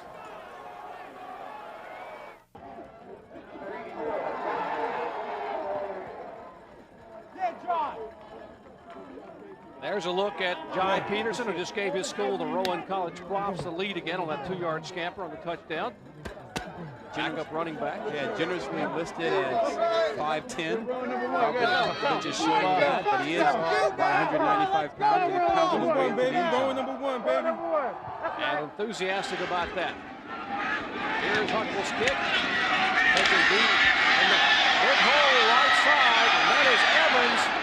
And he is up over midfield on a great return by the senior from Amanda, Ohio. You know, we were talking about the problems that the Mount Union defense has been having stopping the left side. Watch the touchdown run by Peterson. They just get caved in once again. Peterson goes in untouched, and Don Montgomery just really has had it with what's happening out there. He is an intense coach, and I've got to believe that he will gather that defense together on the sidelines, and they will have a little bit of discussion about what they're going to do on that right side. I think you're right. How about that? The last 3 possessions from Mount Union results in 3 touchdowns. At this rate, we're looking at close to 80 points. The pitch, the block, has running room, puts it out, and down to the 30-yard line, as he will gain 16 yards. And folks, both these teams have defenses, but they both have outstanding offenses. Yeah, and they both have pretty good tight ends. And that time, Brian Flynn, number 81, got a great block out there that opened up that running lane. Whenever you can run to the outside, Doc, you got a pretty good tight end that's getting you out there. Brian Flynn, first team All-Ohio Athletic Conference, Larry Karras. Watch what he sees offensively anyway. They give the ball in the block, and he will gain about 8 yards. So now the running game working for Mount Union as the Purple Raiders begin to pound it inside. Well, they are pounding. They're going to their power running game. That time they ran their counter trey. You'll see them pull these two guards, the guard and tackle, lead the running back up in there. That's the old Washington Redskin counter trey play. Everybody runs it now just about. Here you see good blocking. Right up there, defense is not ready for the guy coming around, getting a good block on him. Good job by Mount Union. Well, I could have gotten the yard if he was not opening on the left side, maybe. Second and, okay, maybe a half a yard. Second and 2, and once again, the workhorse is Eric Brock. Now, Brock has been a blocker for a number of years. He's got to love carrying the mail here. Yeah, he gets it every now and then. I got to ask you this, though. You know, when you were back playing for Lou Holtz, he let you carry the ball every now and then. You got the yard or two. And coffee and water and towels and whatever else they needed. Is Lou any more mellow now than he was back then? He's about the same. He's a great guy. He was mellow. I'll tell you what a great one. Certainly the coaching profession, and all of us will miss him as he retires from Notre Dame. He'll surface somewhere.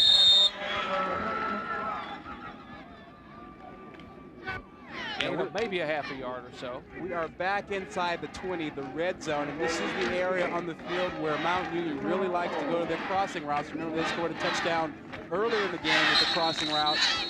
They may very well come back with that in this drive.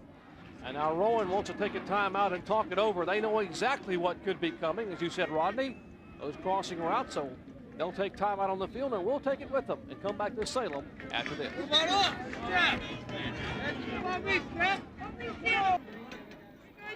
Well, if you're keeping score at home, you may want to change the batteries in your calculator. 45 points in the first half here in the Division III championship game. Larry Karras knows his team has a chance to go ahead and put this first half at over 50 points as they have it second down inside the Rowan 20-yard line. Borchert wide open, and his running back, or actually receiver, Steve Evans, got turned around. Could he have gotten turned around a little quicker, he would have had 6. Yeah, Evans was matched up on Andre Hyde that time, and he had Hyde beaten as Hyde was looking back into the end zone.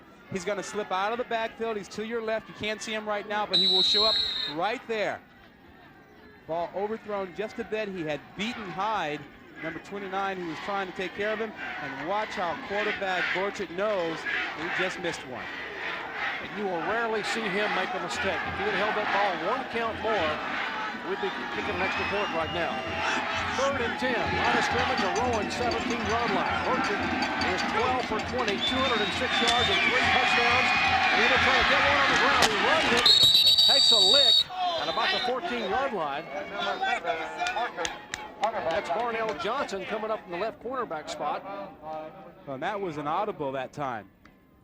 And Borchert looked out of the defense and changed the play, called his own number on the quarterback draw, got outside, but watch Barnell Johnson, who's only 160 pounds. He's going to come up and deliver a blow right there.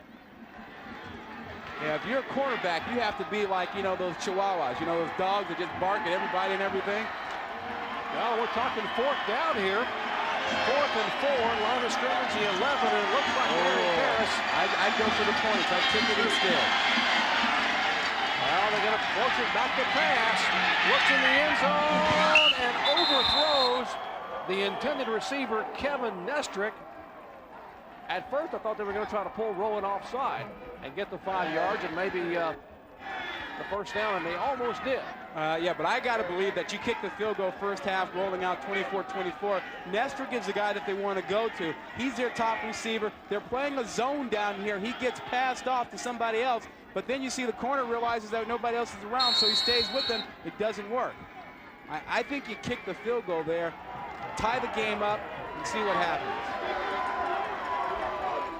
Well, that Larry Karras made the decision. You can't argue with a guy who's lost 19 football games in 11 years. And now Rowan has it, and fumble at about the 20-yard line. A hard lick on Eugene Foster as he had gone through a gaping hole. As they unpile down there And as you said, if they had made the field goal, we're talking 24-24 possibly at the half. Yeah, well, watch and see if Foster loses the ball at the end here. Big hole once again. It looks like it's going to get stripped out of there by Mark Black, number 31, and he does lose the football. It comes out, you see it on the ground there, but it's recovered by Andre Rim, 75. And Dana running now. It's coming down to Peterson, who is stopped. Stays on his feet, and now it's a foot race. John Peterson, 50, 45, 30, 35, one man to beat, and he will make the tackle. That is Sean Moore, the senior team captain at cornerback, and he saved 6. He saved 6, but there was a great block for Rowan that let Peterson get way down the field. It looked like it was Shannon Green who came over and helped him out. But again, it's that left side offensively. Watch how they run the cutback.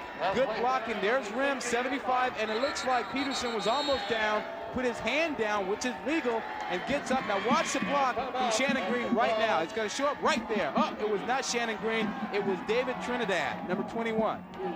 Great effort by the true freshman Trinidad.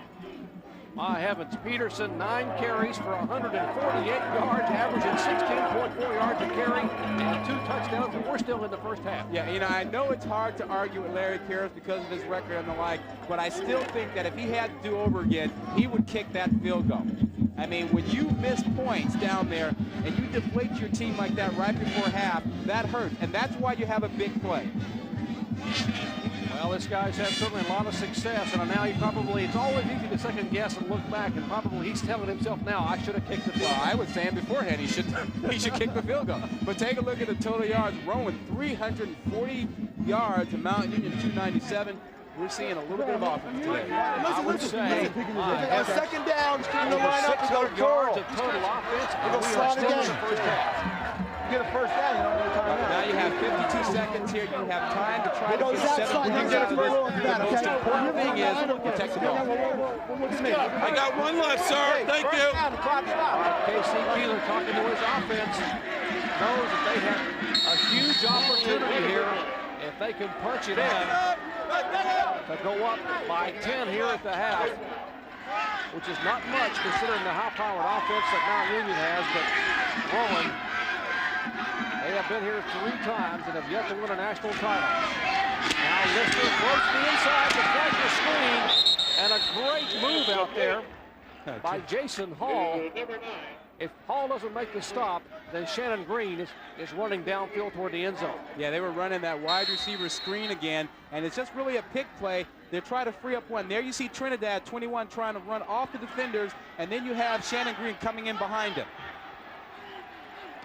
2nd and 5, line of scrimmage, the 11-yard line. Lister's pass. Oh, they can't quite hang on. That is Shannon Green once again, down about the 5. Well, they have 21 seconds now, 3rd down here.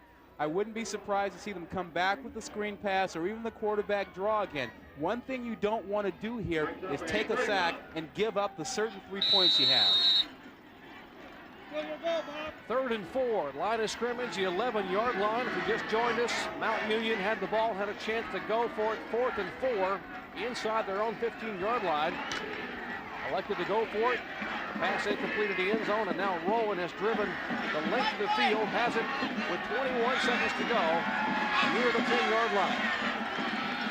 Rowan up by 3. As Lister back to pass, getting some pressure, cannot afford the sack. And that flag, I've got to believe, is going to be intentional grounding. Yeah, exactly. And, you know, we just talked about that, Doc.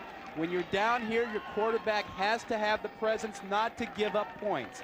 That time, they just gave up points. Run a safe play where you can get the points or you can get the field goal and you don't lose yardage.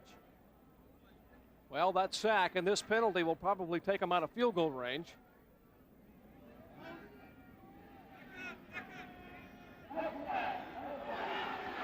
Now Jim Creasy will wave it off.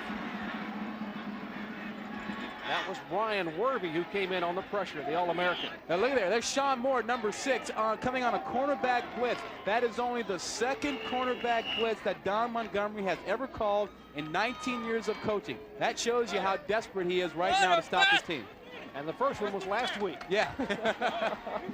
So we see a trend here. Yeah, well, he's a very conservative coach by nature, but he's been pushed to the brink now, and he's becoming much more aggressive. Well, the Mount Union defense has bent some this year, this part of the first half, but they have not broken, and now they find they have pushed Rowan back with the line of scrimmage back near the 30-yard line. Yeah, poor play by Lister that time. And, you know, K.C. Keeler believed in his quarterback that he'd make a good decision there because he's a 3-year starter. He's been in these situations before. That's why he felt confident giving him a play pass where he could drop back and throw the ball. He thought he'd get rid of it if he was in trouble. All right, your 4th down and about a half a day's ride. 4th and 25. With 12 seconds to go, what do you do? I throw it into the end zone. What else are you going to do here? I got to believe that's the answer. I mean, I can't believe that they're going to be able to nail a field goal at this distance right now. Go ahead and take a shot. Well, Heisman Trophy presentation coming up at 7:30, presented by Wendy's. Chris Fowler hosts the award-winning college football's greatest honor, the Heisman Trophy presentation tonight at 7:30 p.m. Eastern Time. Will it be Danny Werfel, Orlando Pace, Troy Davis, or Jake Plummer? Those that are among the invitees. We'll find out at 7:30 Eastern on ESPN. Right now, we're going to find out if Rowan can possibly come back and get one in the end zone. Here is Lister, plenty of time. Downfield, overthrows Shannon Green at about the 2-yard line. He had him. Green was open over the middle. He just missed him. Well, yeah. Mount Union dodges a bullet. Yeah, I mean, you know, that may be a little bit of the difference you see in the levels of college football. Green is going to come open here. Danny Werfel probably makes this throw. Jake Plummer probably makes that throw. That's why they're Heisman Trophy candidates. This is a little different here. Lister doing the best he can right now, just missed his guy.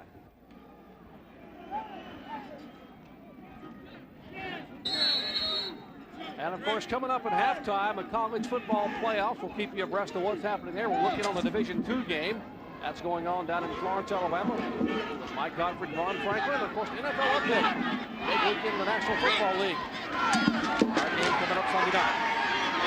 And going for all the marbles, he heaves Howitt. And it will fall incomplete, and that will end what has been an exciting first half. After one half of play here in Salem, Virginia, it is Rowan 24, Mount Union 21. And Mike Tirico, what a shootout we have had here. 45 points and almost 700 yards of total offense. Boy, it's been great to watch, Jerry, and I guess everyone needs a deep breath for the second half. Rowan leading by 3. Second half of that game is ahead of the Division III National Championship game. As we continue here at halftime, we'll show you everything else that's going on in sports, but also let you get a little taste of what's going on in the Division II championship game, which is also going on, as you heard Jerry mention, down in Alabama. That game's tight. Give you a little feel of what's going on there at the half as Rowan leads Mount Union by 3. The Division III title game's at the half. It's a 3-point lead in a very high-scoring first half for Rowan, led by Jai Peterson with 148 yards and 2 touchdowns. Their second half is ahead. We'll also update you on what's going on in sports after this. Rowan 24, Mount Union 21. It is the Division III National Championship game. The Division II game is over live on ESPN2. Updating you on some college football news, Glenn Mason, the former Kansas coach, is now the head coach at Minnesota. He talked to Minnesota over the weekend, signed a 7-year contract with them this morning. Of course, Mason took overtures from Georgia last year. He's the new head coach at Minnesota, leaving Kansas. Let's get to the Division I AA National semifinals. One game already done. Marshall and in Huntington, West Virginia, their hometown, they will host the national championship game next week. Trying to get there, taking on Northern Iowa. First quarter opening drive. Marshall's Eric Thomas, watch him bust through for a 35-yard gain. Marshall would score a touchdown a couple of plays later. First and 10, Randy Moss on the reverse, gets a couple of blocks, goes 32 yards for the touchdown. Of course, Moss was recruited by Florida State, Notre Dame. Marshall beat Northern Iowa 31-14. They're on their way to the national championship game. Montana has a big lead. Looks like they'll see them there. Montana's the defending champs. That Division II game that we checked, Northern Colorado still maintaining the 9-point lead over Carson Newman as they wind down in the fourth quarter. Game live over on the Deuce. NFL, it's a final. The Jets throwing 3 consecutive interceptions. The Eagles finally able to overcome a a New York team that was game for a while. Eagles 21, Jets 20. What that means, really now 9-6 in the playoffs if Washington loses to Arizona tomorrow. College basketball, Seton Hall and Northwestern, two big conference, middle of the pack teams going at it. Evan Eichmeyer had a huge first half for Northwestern. The purple led by 19. Seton Hall comes back though on the road. LaVelle Sanders the three, gets it to within 5. But Eichmeyer, the big man, passes out of the double team to Carmel Ammons for the lay-in. Northwestern beats Penn State, or Seton Hall, I should say, by 10, 73-63. Duke has a lead on Villanova in a game being played at the Core States Spectrum in Philadelphia. 34-25 as number 4 is at home and trailing the Dukies. Earlier today on ESPN, it was Temple and Tulsa, John Chaney's team, an early morning game on the road. Rasheed Brokenborough was hitting from all boroughs at 15 in the first half, 24 in the game. Temple by 3 at the break. Shea Seals took over in the second half for Temple. He had 24 with the Hurricane up 5 under a minute left. The Tulsa lead is 4. Temple trying to foul. Zach Bennett, the big hoop and the foul. John Chaney's team was on the road and falls to 2-2. Tulsa improves to 5-3 out of the WAC, winning by 7. Another team from the A-10 on the short end of a score. That's Virginia Tech, losing to Georgia in Blacksburg by 3. Drexel and LaSalle, 5-point lead on the main line for LaSalle, and Duquesne comfortably up over Illinois State. Most of the bigger games coming up later on today in college basketball. NBA, one game, it's already over. The Miami Heat beating Toronto 99-98. Zoe with 26, Sasha 15 for the winners. So the Heat, they have now won 13 of their last 14 games. Tonight at 7 o'clock, Steve Levy will have the full college hoop, NBA, and NFL story on SportsCenter. A report on that Eagles 1-point win over the Jets. And a preview of the Heisman Trophy presentation, which comes up on ESPN tonight at 7:30 Eastern, live and exclusive from the Downtown Athletic Club in New York. At the half, the Props lead the Purple Raiders by 3, 24-21. Dr. Jerry Punch and Rodney Gilmore standing by for the second half after this. We continue with college football. National championship game in Division III. Bill Borchert, 50 touchdown passes this year. This one to Kevin Knestrick. Still, Mount Union behind by 3 against Rowan. But you can see they can throw the ball, so this game will stay tight. As soon as we're done here, send you down to Fort Worth for college hoops. Billy Tubbs' TCU team takes on the Texas Tech team. That's one of the surprises in the first month of the season. Then Steve Levy, as mentioned, has SportsCenter at 7 Eastern, a complete recap of the scores and highlights of this day. Then from the Downtown Athletic Club, it's the Heisman Trophy presentation presented by Wendy's. Danny Werfel, the favorite in most people's eyes. Then Tim Duncan, the best player in college hoops. Made you think. His Wake Forest team takes on UMass after the Heisman is handed out.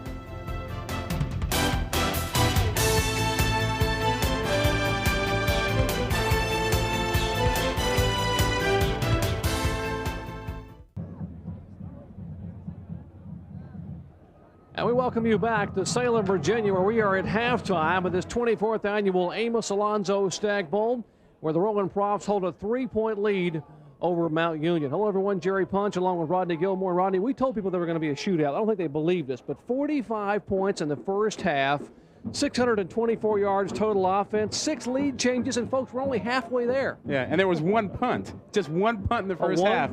Yeah, and big plays on both sides of the ball. It's been outstanding offensive football. Not a lot of defense from either team right now. Well, deuces are wild, and take a look. Here's the number 2 that got us started for Mount Union. Yeah, we're talking about Kevin Knestrick gets himself loose, turns around the defensive back for a 38-yard touchdown pass, and that was pretty typical of what they did on offense. But then you turn it around, Rowan College, great blocking up front, and then Jai Peterson gets loose on a 42-yard scamper into the end zone. That's been pretty much the way it's been in the first half, offense through the air and on the ground. Well, that was only 14 of the 45 points we had scored in the first half. We'll have more coming up when we come back with the second half after this. Back at halftime here in Salem, Virginia. Beautiful afternoon for college football here in the Roanoke Valley. 45 points. Great crowd on hand, and they are seeing some exciting halftime stats here. Take a look at what they've seen thus far. Yeah, it's not a misprint. You take a look at what's out there. 297 yards for the Purple Raiders, and then the Profs, 327. We haven't seen much in the way of turnovers, but the yardage has been piling up. The points have been piling up. Not a lot of defensive pressure. 224 yards rushing by Rowan. Take a look at the touchdown drive. 6 consecutive drives ended up in a touchdown. Yeah, we didn't have much of a chance to catch our breath. There'd be one right after another. Look at the plays. Typically not long drives. 6 plays for Rowan, 5 plays for Mount Union. I tell you, it's been the track meet. And folks, one ill-timed trip to the refrigerator, you can miss 2 touchdowns here in this one. He's probably out of breath. There is K.C. Keeler. He did not want this track meet, although his team has kept up very, very well, and they have been very effective running the football. That's been their Achilles heel in the playoffs. They have not been able to run the football. At least in the first couple of games, they were shut down to 55 and 72 yards total offense rushing the ball in the first 2 playoff games today. They have turned that around. And on the other side of the field, this guy here, Larry Karras, he dodged a bullet just before the half. Yeah, well, you know, they had a chance, Rowan did, to get a touchdown, but they came up with a big sack right before halftime to push Rowan out of field goal range, and now they were able to stay in there. And they also missed an opportunity to score 3 points themselves. The 45 points in the first half is a Stagg Bowl record for most points being scored. And we are just halfway home. One of these 2 teams will walk away with a national championship ring as the NCAA's Division III national champion. Now, keep in mind that Division III players do not have scholarships. These guys are out here playing because they absolutely love football. They don't care if they get scholarships or not. They're out here just to play the game. Yeah, when Rowan played Buffalo State in the first round of the playoffs, they didn't even have locker rooms. They had to huddle in a snowstorm under a tent at the end of the field. These kids love the game for the sake of playing. I'm not sure I'd love it that much. I think I'd ask for a heater or something. That's tough. Getting ready to kick it off in the second half. Melissa Stark, Rodney Gilmore, and yours truly, Jerry Punch, bringing you the Amos Alonzo Stagg Bowl Division III national title game in Salem. Bill Andrea, low end over ender, picked up at about the 12-yard line, and that is Tariq. Grace has an opening, 59 line, 45, and he beats one man, and we're changing the scoreboard again. Finally, Jim Eller, the inside linebacker, makes the stop, but not before he had come back for a 46-yard return by Tariq Grace. You see why he's one of the top return men in college football. He's a big guy, very fast, and he just took that thing right up the field, put his team in real good position to start the second half.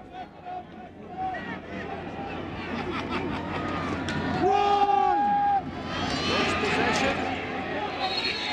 That is Eugene Foster. Out inside the 40-yard line.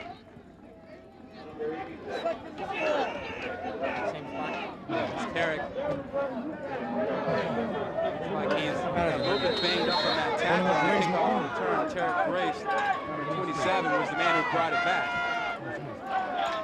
They have gotten a little bit of a stinger on the sidelines there, rubbing that shoulder and holding his arm. 2nd and 4, the gain of 6 by Rowan. It's time to give again to Aaron Bosco. He will get a couple. He'll be about a yard shy of the first down. Let's check in down on the sidelines with Melissa Stark. All right, guys, during halftime, I had a chance to talk to Coach Karras of Mount Union. He told me we've got to stop the run. We're getting killed on the run. That means making more tackles, plugging the holes, and getting to the quarterback. As for Rowan, offensively, they're happy. But with defense, they may go with some nickel coverages, maybe move high to defensive tackle to help with the pass rush. All right, thank you very much, Melissa. Indeed, you're right on the money with regard to carries and this defense. I'd like to put a fly on the wall and hurt him and Don Montgomery coaching the defense at halftime. That gives to Peterson to give it up for the first down. And Rowan, just as they did in the first half, Rodney, they're grinding it out on the ground. Well, yeah, they are. You know, the adjustment that they've made at halftime is they are going to attack the line of scrimmage a little bit more. They weren't very effective at doing that in the first half. Mount Union wasn't, and so they're coming back at it now in the second half. That's K.C. Keeler, the head coach of the Rowan Profs. Got to give a call to his offensive coordinator, Steve Tucker. He's also not a full-time coach. He's done a great job. Quarterback draw. This time it is diagnosed perfectly. And even at that, they will gain about 3 yards. Yeah, that's because he's so big. And Lister is just a big guy. They knew the play was coming. They were in the right place, but you got to do something about it when you know it's there. And they couldn't handle it in that time. He still picked up 3 yards. They're still working right up on the inside on these guys. Montgomery is having a hard time stopping the running game. 2nd and 5, make it a 5-yard gain for Lister. That's Rowan once again threatens to pitch to Peterson. And he is tripped up on a great shoestring tackle by B.J. Payne, the first team All-Ohio Athletic Conference defensive tackle who just got his hand on Peterson's shoe. Yeah, you're right about that. And Doc, the danger with the blitzing package that they're coming with now is that if you miss a tackle, one of their guys can run a long way for Rowan. Look at this, yeah. This is real college football. The mud on the face mask and everything. He's all painted up. He is serious, folks. Third of the yard, and what a lift. Penetration up front by the Purple Raider defense. And, yeah, who do we guess? B.J. Payne. Payne bringing some pain. Inflicting some. Looks like he's a championship wrestler with all the face paint there, but there he is. Watch him penetrate. Yeah, there he is. Watch him get through there, just pushes his man out of the way, swims in there and makes a nice tackle, gets a little bit of help from his buddies.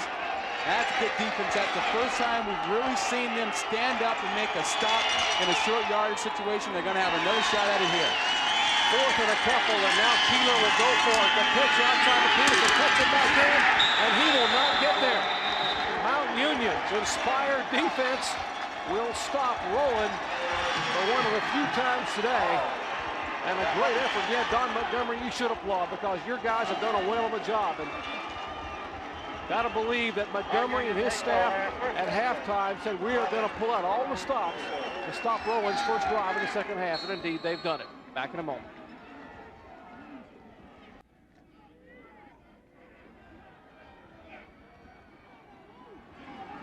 After an inspired defensive stand, Mountain Union gets the ball offensively for the first time in the second half. Borchert back to pass wide open up the field is tight end Brian Flynn. And that'll be a gain of 10 and actually make it 11 and will be enough for the first down. Yeah, Flynn just ran a little post pattern against a 4-deep coverage. They threw the ball to him right in the seam there to pick up the first down. A good start for the Mountain Union offense.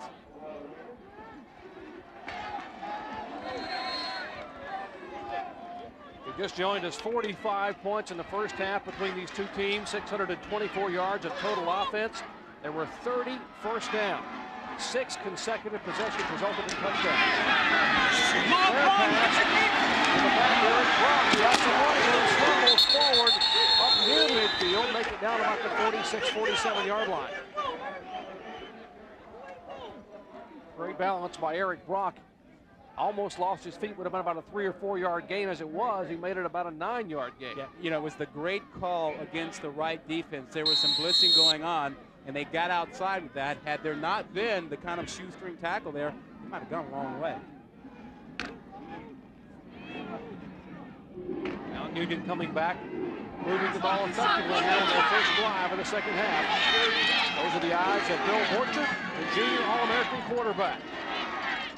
Has thrown for over 10,000 yards in his career and now doesn't like what he sees defensively for Rowan and will call a timeout. Yeah, he didn't have enough time. The 25-second clock was about to expire on him. So he used the timeout there, and Karras was hoping that he didn't have to waste one.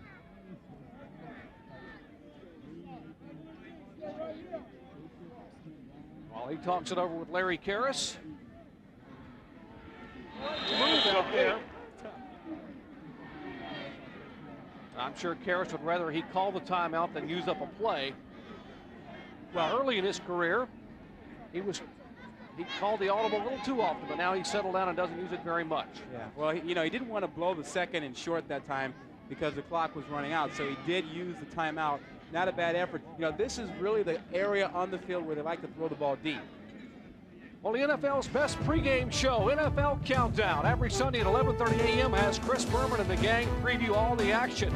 And at 7 p.m. it's prime time, where you'll see all the highlights of all the day's games.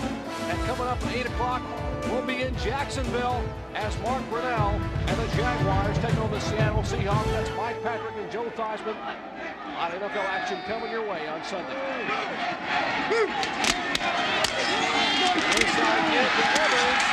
He spins out of a tackle and will be inside Rowan territory out at about their 49-yard line. And he got a good block from Joe Weimer that time, number 71, who really did a nice job, used good feet, got out in front, opened up a hole.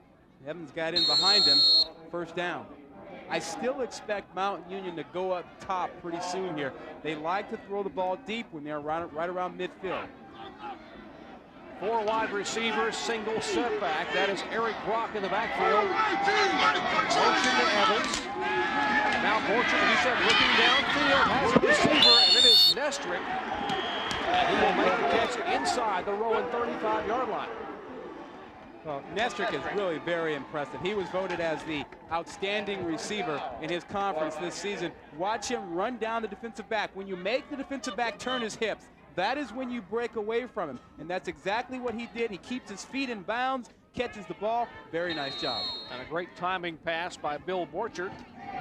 And you mentioned Kevin Knestrick, the Ed Sherman Award winner, best receiver in the conference, in the Ohio Athletic Conference. There are his numbers today: 5 receptions, 103 yards, touchdown. This time they will give the ball to Brock, 35, and great pursuit from the backside. Tariq Grace, the free safety. Now you see why they talk about this team speed in the secondary for Rowan. Yeah, and I guess Grace is feeling better. You know, he got banged up on that kick return, and he came flying through the alley that time to make the play. You also have to like the fact that he's wearing black socks out there. You know, some of the guys have white socks on. He's got the black socks. See, yeah, he's got the black ones on, and then there's teammates, he's got white ones on. Now, this is Division III. You can do that. I guess, sure. We'll give him credit for style points. Makes you look tougher than the black socks. Yeah, I like it. And it hides your speed, too. I should have worn 2 pair of black socks. It would have helped my speed. The inside toss to Brock on the screen play down to the 20-yard line. A great call by Larry Karras. And the Mount Union offense, gain of 11 yards, and Karras has this offense as if it went untracked in the first half. They are moving steadily down the field. They are. And you know, they need to have something positive happen for them on this drive. Remember, right before the half, they didn't convert on 4th down. They blew a chance to get a field goal or a touchdown, and now they haven't had anything good happen in a long time. They need positive reinforcement. Of course, their defense stopped Rowan to end the first half and stopped them on that first possession in the second half. This time the pitch to Evans around the right side, down inside the 15-yard line, and ridden out of bounds down there by Mark Hendricks, who was the backup free safety. He's actually the nickel back. And he delivered a real big blow on Evans, who's a little shaken up now, heading to the sideline. And Evans is a tough guy. It takes a real good shot to get him out of the ball game. Evans has been in as a wide receiver, as a running back because of the injury to Mark Lantos, who they've used sparingly. And now Lantos will have to come back in the ball game as Evans, who was on the sideline to get a blow. Second and 3. Borchert looking to the end zone. Looks back across the field. Will Tucker gets the pursuit. Throws one way out of the way in the end zone. Backup tight end Brian Tyler. Wisely he threw it away. Good coverage once again. Rowan defensively. It seems that when they get down around the goal line, they are a lot more comfortable and confident in their man-to-man coverage with their good speed. You will see good coverage once this play starts to develop. Borchert wants to go to the right, but no one's open. You see in the end zone there, great coverage on his receiver. He finally comes back and can't find anyone, but takes a big shot at the end of that play. 3rd and 3, line of scrimmage inside the Rowan 15-yard line. And the option once again, and that is the Brock. He will have the first down and maybe have the touchdown. Yes, he will score. A great scamper from 13 yards away by the senior from Uniontown, Ohio, Eric Brock. Yeah, Brock showed you a great cutback to find the hole. He got a great block by Joe Weimer, 71, and he cut off of that. If Weimer hadn't made the great block, he would not have been able to make the cutback and get the touchdown. Brock is 9 carries, 50 yards. Workmanlike day, and Larry Karras knows that his defense gave him an opportunity, and the offense drove it the length of the field and put him back on top. The kick is up and good by Andrea. And with 7 minutes and 40 seconds remaining in the 3rd quarter, it is Mount Union now taking the lead, 28-24 over Rowan. We'll be back after this.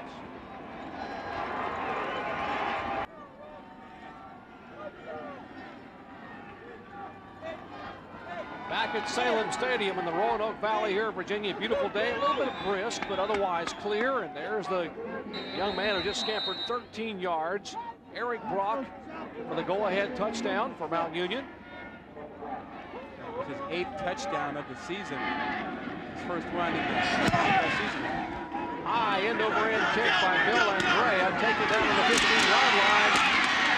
And this time swarmed under at about the 27. That is Andrew Hyde. And number 41. Let's go back to that touchdown run by Brock. Watch how it gets done here. You're going to see great block, and that's Brock. He's going to be the man that's going to come over, but there's going to be a great block by Weimer, 71, to your left of your screen. Watch the kick-out block right there. You see right here, great blocking, and he's going to cut back in and find the lane for the touchdown. Weimer made the great block that allowed him to read it and cut off of it. Now Rowan trying to get that offense on track. Big opening up the middle for Aaron Bosco, and he falls backwards for a gain of about 7.5, 8 yards. And I have to say that right now it looks like Don Montgomery made a good adjustment at halftime. The decision to come with pressure to stop the running game. He's got his guys attacking the line of scrimmage. Now, that means that Rowan is probably going to try to go up top deep at some point to make him pay for that.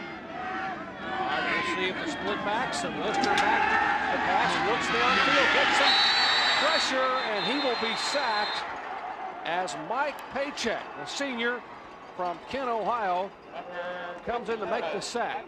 Paycheck had 10 tackles for losses coming into the ball game. He's been turned loose in the second half here. He is an attacking guy. He likes that. Now he's able to do it. You'll see the pressure from the right side of the screen. He's just going to chase down Lister. Lister can't find anyone open, and there shows up Paycheck after having beaten his man, John Rowan.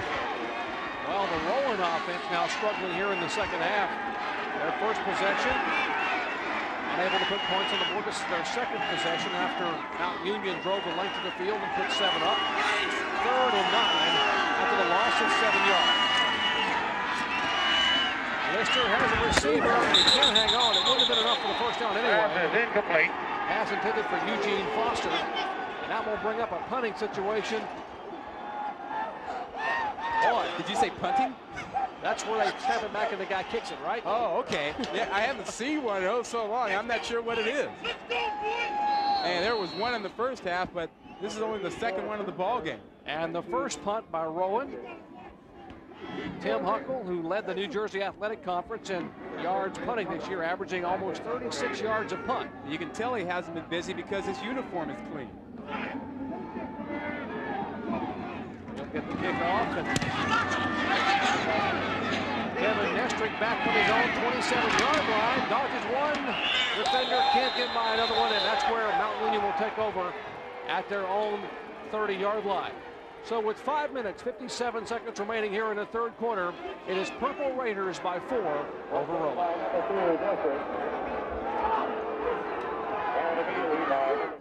Back at Salem, I see Tom Archer, our producer, brought some of his family along there, sitting in the stands. So Santa and some of the other Archers sitting there with the hats on. Enjoy some holiday cheer. Supposed to be busy making calls. Borchert getting some pressure. Almost goes down, spins out of the grass, and then slides down about the 35-yard line. Boy, he just almost sacked back about the 25. And that's the added dimension he brings to the position here for Mount Union. He can move in the pocket and get outside of the pocket. It's a good scrambler. Boy, Joe DiGirolamo, the junior from Toms River, New Jersey, had him in the grass. If that had been the NFL, they would have blown the whistle right there. In the grass pool, he spins out, gains about 5. Borchert back to pass again, hits downfield, has Knestrick, who makes the catch and can't stay in bounds. But a huge gain of 30 yards, make it 36 yards. Mount Union's offense really getting on track here in the second half. Yeah, what a great catch and a great throw. And great protection for Borchert that time. You know, they're doing a real good job of handling the pressure. You're going to see from this angle on the left side of the screen, Hyde is going to show up, but he gets blocked. That allows Borchert to have enough time to lay it out, and then what a great catch at the end by Knestrick. And does he keep his feet inside? Yeah, he does. He's way in bounds, and he catches the back end of the football. Knestrick, 6 receptions, 139 yards, and a touchdown as they give it inside for the gain of a couple by Eric Brock. And now you know why Knestrick was such a valuable asset to this Mount Union team. Third team Hewlett-Packard All-American in Division III. First team All-Ohio Athletic Conference. But I tell you, Mount Union has a history of having some outstanding athletes. Larry Karras, a great recruiter. How do you recruit in Division III when you can't offer them a scholarship? You offer them a chance at a great education at your institution up in Alliance, Ohio. These coaches told us that they do on the phone. They get on the phone and call some of the prospective players. 2nd and 9, Borchert. Oh! And he is hammered Brock. That is Mark Hendricks, who comes up and just tattoos the fullback, Eric Brock. And Brock had no shot. Big hit by the nickel back. He reads this all the way. Screen pass. You'll see pressure again from Hyde, but the ball is delivered. Now watch the end of the play. Here's the big hit. Oh, that's textbook. Well, that's textbook. Helmet to helmet for Mark Hendricks, who is a freshman. Talk about talent on his football team. Had his eyes open, his head up, chest to chest, great tackle. Well, that means it was an awfully bright future for K.C. Keeler and company as well. Borchert back 3rd and 12. He's being rushed. Gets the pass off. And Lantos will make the reception, but I'm not sure he had enough for the first down. Maybe about a yard shot. Goes on the mark, and they will spot it just at about the 20.5-yard line. Had to make the 20 for the first. And he couldn't quite fall in bounds. He was knocked out, so he was a little bit short. But I believe you'll find that Karras is going to go for it here. Larry Karras talking to his backup tight end, Brian Tyler. He makes the call. Just joined us, 45 points in the first half. In the second half, Rowan has been shut out offensively. They led 24-21 at half. Mount Union has scored and is now ready to score once again with a 4th and inches on the Rowan 20.5-yard line.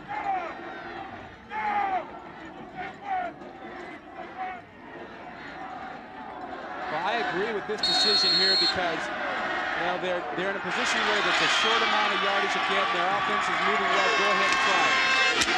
Oh, and they get the ball to the fullback block, and he is hit right as he hits the football. Yeah, I don't think he got it. I don't think he made it either.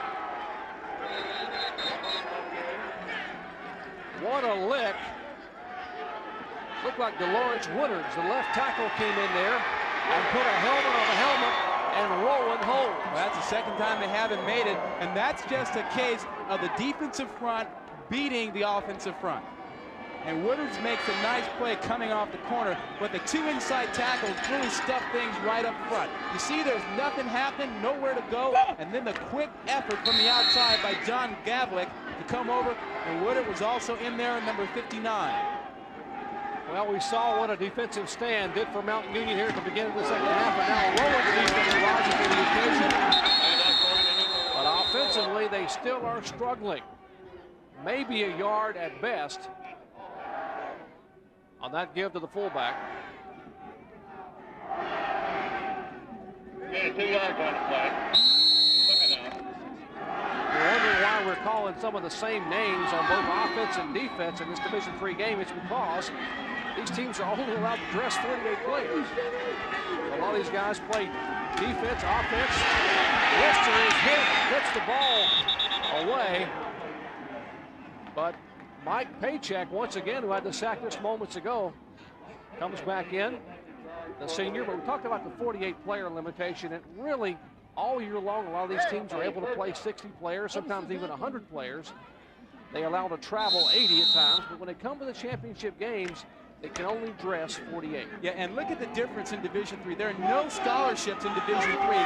You get 85 in Division 1A. What a big difference. And these guys play simply because they want to. 3rd and 8.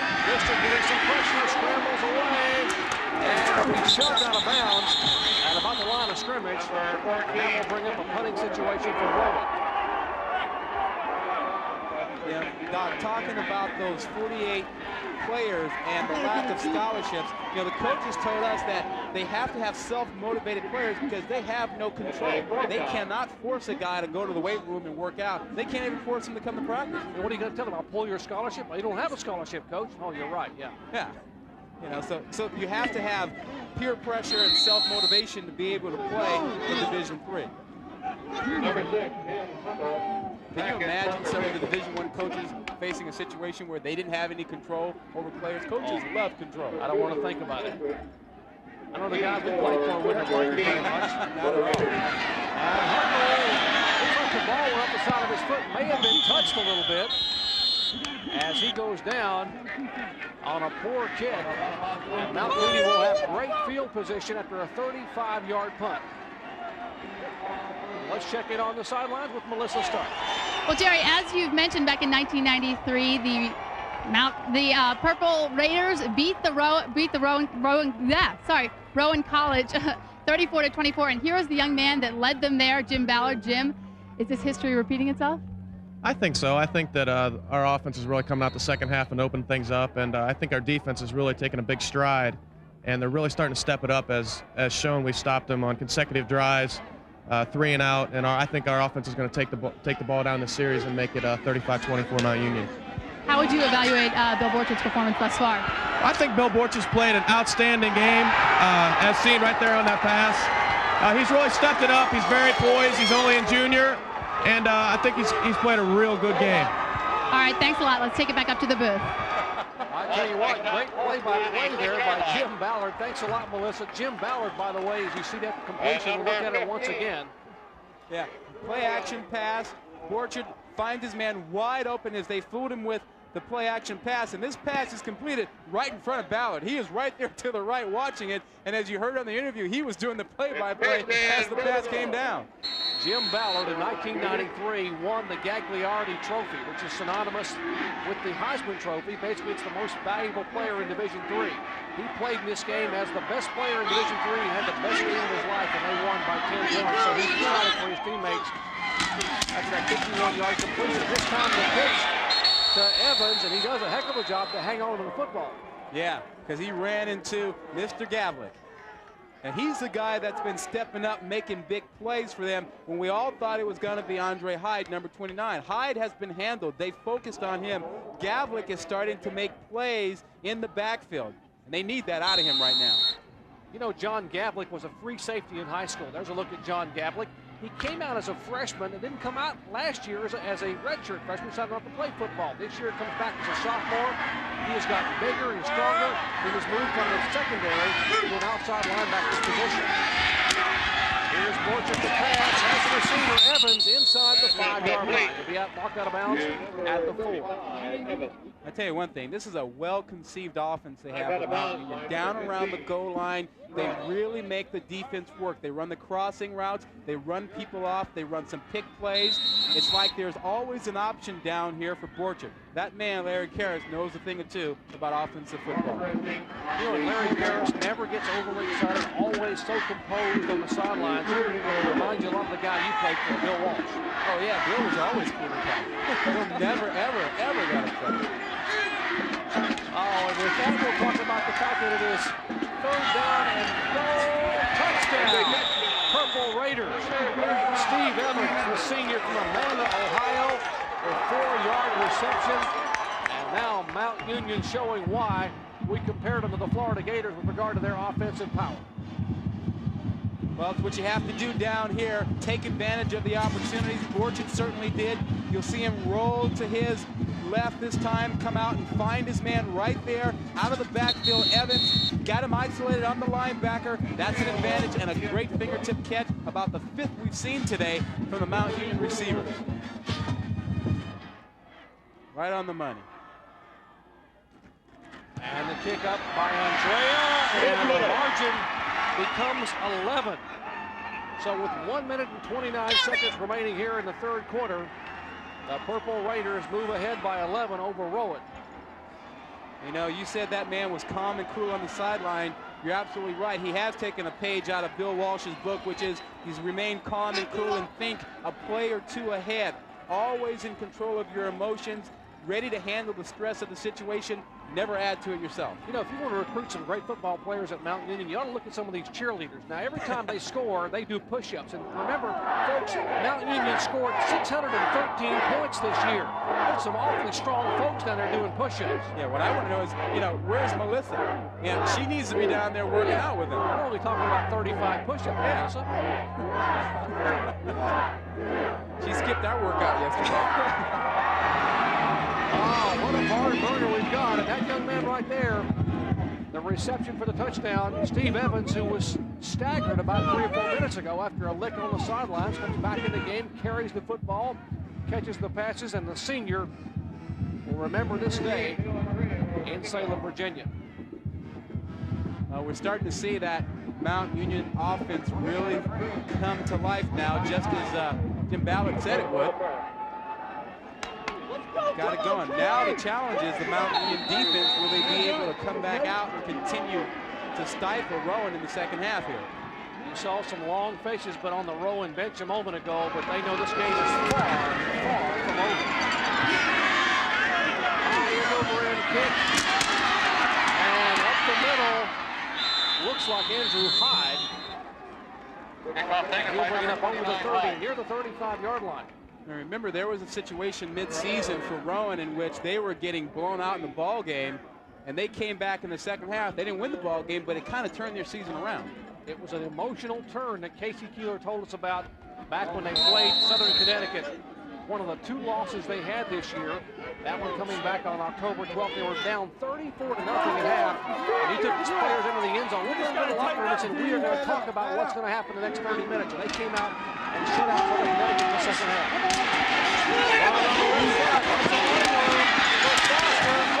Down over the 50-yard line. Now that is the Rowan offense we saw in the first half. Well, and it relates back to the point that you just made about this team having a lot of character and not quitting. They have a situation now where they are down by 11 points. They haven't been this far down in the ball game. Their character is coming to the forefront. They come right back, pick up a first down, but they get flagged with a penalty. And unfortunately for Rowan, that will bring it back as Jim Creasy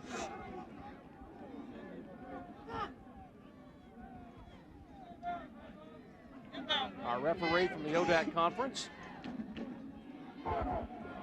Illegal block in the back on the offense. 10-yard penalty. Repeat. Boy, that brings a grimace to Casey Keeler's face after that nice run. Yeah, but he expects his team to deal with this adversity and to actually flourish in it. I mean, he says their team came together and got that character back there. We're going to find out now if they still have that. And he will get maybe a couple, then he is stacked up inside. Scott Braden, the backup defensive end out of MacArthur, the junior, there to make the stop. Well, how about the change in the second half we've seen up front by the Purple Raiders? They are now winning the battle at the line of scrimmage. Look, see, now they're not getting pushed around. Now they are the ones who are in the backfield. Remember, in the first half, they were getting so blown out of there, they weren't even in the picture. Great halftime adjustment by Montgomery to become more aggressive. Well, Montgomery is an award-winning wrestling coach, and now his defensive line is wrestling those offenders away so they can get to the ball carrier. 2nd and 15. And Lister back to throw, gets some pressure, looks upfield, has a receiver. And David Sadowski, the backup tight end, makes a dive, and Lister threw it right in between 2 defenders. Well, it really seems like Lister has kind of lost his confidence a little bit. He's a little bit rattled. You know, he had a couple of bad plays right before halftime, and now he's being attacked. I mean, people are getting shots at him now. They didn't have shots in the first half. He has thrown 5 straight incomplete passes. And they're starting to bring some pressure from outside. Something that Don Montgomery said he rarely does is brings a quarterback. We're starting to see some pressure, and that pressure getting to Greg Lister. 3rd and 15. Lister rolls right, looks downfield, has a receiver. He has time to get the ball off, and he will be swarmed out at about the 24-yard line. By B.J. Payne, the sophomore from Massillon, Ohio. And that will end it for 3 quarters. At the end of 3 quarters, Mount Union has taken control here early in the second half as they are up 35-24 over Rowan College. Back with more from the Amos Alonzo Stagg Bowl after this.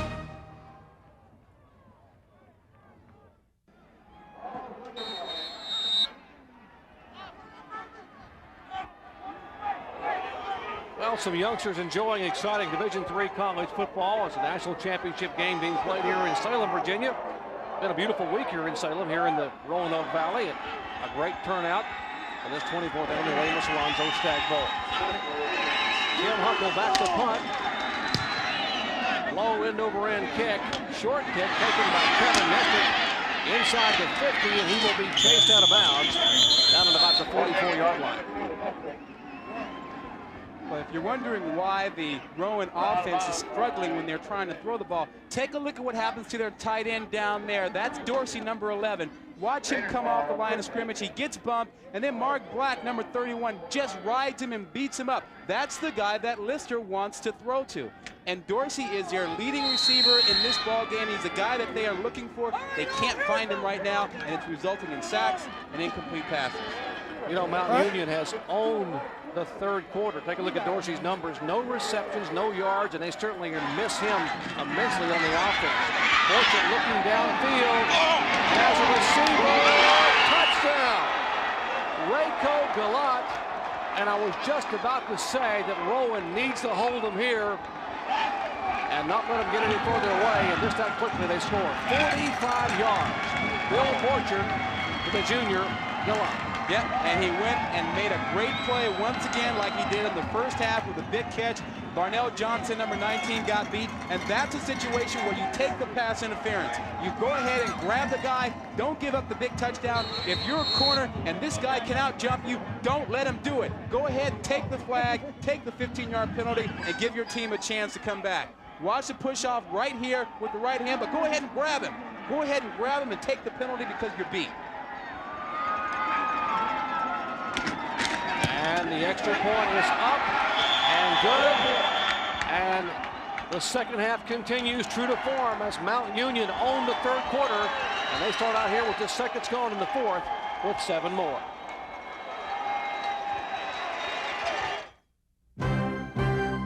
ESPN's presentation of the 1996 NCAA Division III Football Championship is brought to you by Tagamet HB 200 for heartburn, block acid fast with new Tagamet HB 200. Well, a great crowd on hand, and indeed the sun is setting here in the Roanoke Valley and maybe setting on Rowan College if they can't get something untracked offensively. They have been shut out thus far in the second half.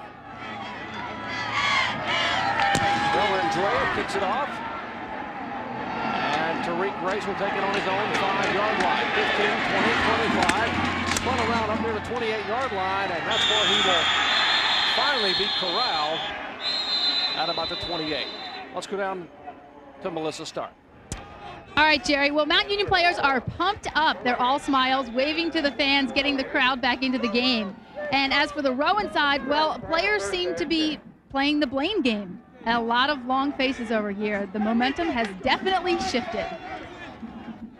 Well, one thing you cannot do is start pointing fingers when you're down in a ball game like this. This is really where you have to become a team and fight through it and make something positive happen. And that man right there, Casey Keeler, is a competitor.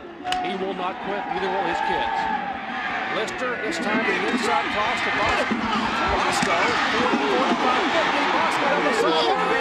And finally just shoved out of bounds downfield by Mark Black, the outside linebacker. 41-yard gain. That's exactly what Rowan needs to do to get some confidence back in this offense. Well, you know, you're exactly right. I mean, they needed a positive play. They get it here with the screen. You know that the Mount Union players are really pumped up, so they come with the pressure. Drop the ball off, get the screen, and then get one block. That's all you need, and then run the ball down the field. Now they're inside the territory of Mount Union. They have a chance to make something happen. And Mount Union's Jim Eller was down on one knee about midfield. He finally gets up and is able to walk off, but the trainers will come over and talk to him. That's number 50 there, Jim Eller, the junior inside linebacker. Second leading tackler. They can ill afford to lose him.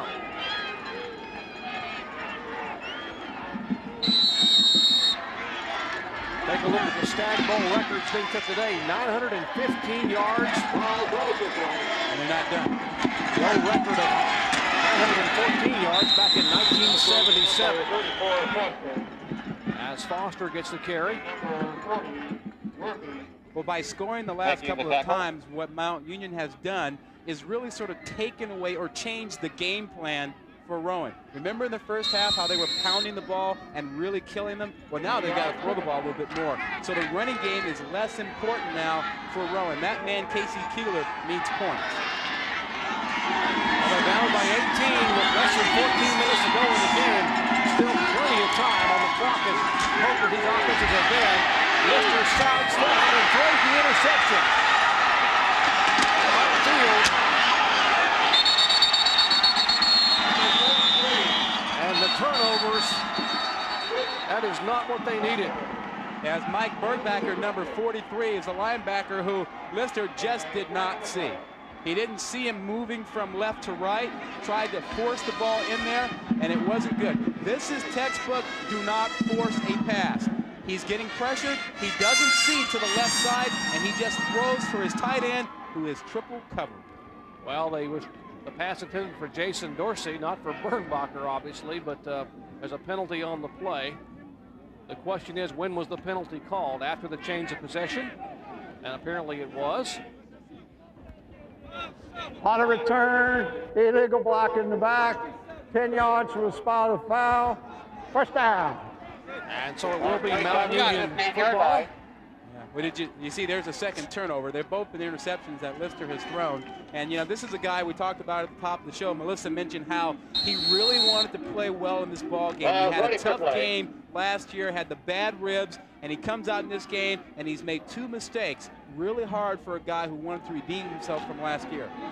And on the other side of the field, Bill Borchert, his competitor at quarterback, has set 2 Stagg Bowl records. One 403 yards passing, another one for 5 touchdowns. And he's getting ready to hurl it once again. Wide open is Kevin Knestrick, way downfield. Perfect pass. And Knestrick, he reels it in down at about the 25-yard line and finally is brought down at the 14. And he ran a great route. I mean, Knestrick ran a stutter step, stop and go. He took off at the line of scrimmage, and then he got down to about 15 yards and pretended he was going to slow down. Watch him here. He's low in the defense. Okay, I'm going to slow down. Fooled you. I'm going up. And the quarterback has the time. Borchert puts it on the money. Great toss. Another great fingertip grab. Big, big gain. And Borchert is a man who ought to be real happy about this one. And he is. He was right on the money. 475 yards passing for Bill Borchert. Stagg Bowl record for yards and touchdown passes, and the game's not over yet. Inside give to Brock, who's got a little bit of an opening. By the way, that completion a moment ago to Knestrick was 71 yards, and Borchert threw it in the air about 55. Yeah, it was on the money. A 55-yard strike. But when they get their offense going, it's bad news for you if you let them get on track, because when they get points up on the board, they almost always win. Take a look at that. 26-0 when they've scored over 40 points, and they already have 42, Doc. Well, hard to beat those numbers. They scored over 60 twice this year. Now you know why people don't want to play the Purple Raiders. Well, take nothing away from Rowan. This game is far from being over. Borchert back to throw, scrambles. Good coverage in the secondary by Rowan, and now a pass complete in the end zone by Brian Flynn. We may have a hold. Well, there may be a hold. There may also be a lineman downfield. It looked like their lineman had a hard time figuring out if their guy was going to, if Borchert was going to cross the line of scrimmage, but it looks like you may be right. They may have the holding. They're signaling that it may be against Rowan. Yeah, 2 flags. They may both have called the holding there. Here's our referee, Jim Creasy. Holding on a defense, automatically decline, touchdown. So the touchdown will stand, and now Bill Andrea, the junior from Cuyahoga Falls, will try to add to the lead. Once again, great pass protection. Look at that. Borchert sitting in the middle of the pocket, has time to look, and then he decides to move out and look for a receiver. He was not forced out. He decided to get out there. He goes out there and finds Brian Flynn for another touchdown. Boy, Feynman right, almost climbing the jersey with Brian Flynn. That's where the hold came a moment ago. And with that conversion, it is now 49-24, Purple Raiders.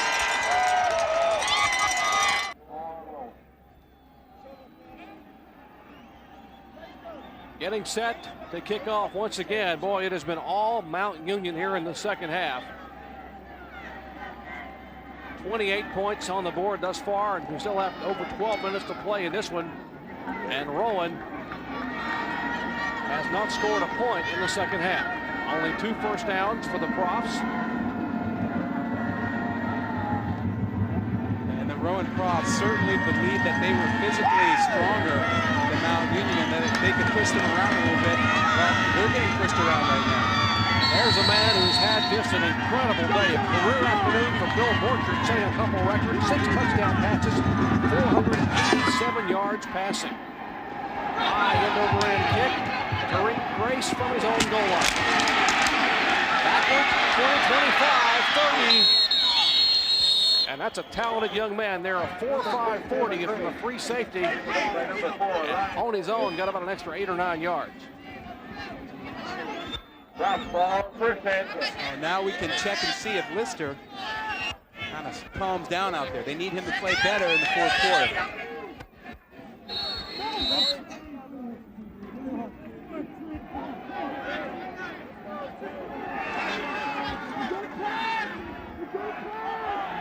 Rowan starting this possession inside their own 35. The pitch back to Jai Peterson. He will dance ahead for a couple. Put a nice move on Mark Black out there, number 31 for Mount Union. Peterson, a little shifty, managed to get himself outside. I'm sure Black is disappointed that he wasn't able to make the tackle.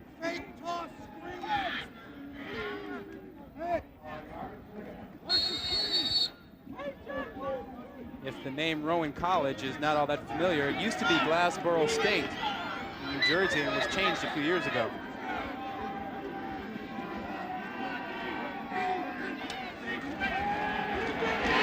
Lister back to pass, and it is batted down. That pass is batted down. Lots of pressure from the defense up front from Mount Union. Well, the Sears Directors Cup is the only all-sports national recognition award for both men and women in all NCAA divisions as well as the NAIA. Take a look at the numbers here in Division III. The champions are determined by awarding points based on each school's finish in the postseason in 20 sports. There are 8 core sports for both men and women and 2 wild card sports from both genders. Williams is doing very well. Williams and Mass won last year in the Sears Directors Cup in Division III. Saw the numbers there a moment ago. That was the inaugural awarding in Division III for the Sears Directors Cup.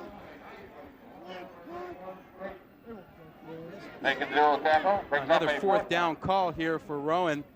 Question is, how do you get the first down? They have been emotionally flat for the last couple of series, and they need something to pick them up. When they make a good play, they get it nullified by a penalty. They need a first down desperately right now. Oh, you hate to say it, but this could be the football game. Even though there's only 10 minutes remaining, they are in their own territory, 4th and a couple. And Greg Lister will go back to pass, and here comes everybody. Lister throws it all off the shoulder pads of the freshman David Trinidad, and Rowan will turn it over.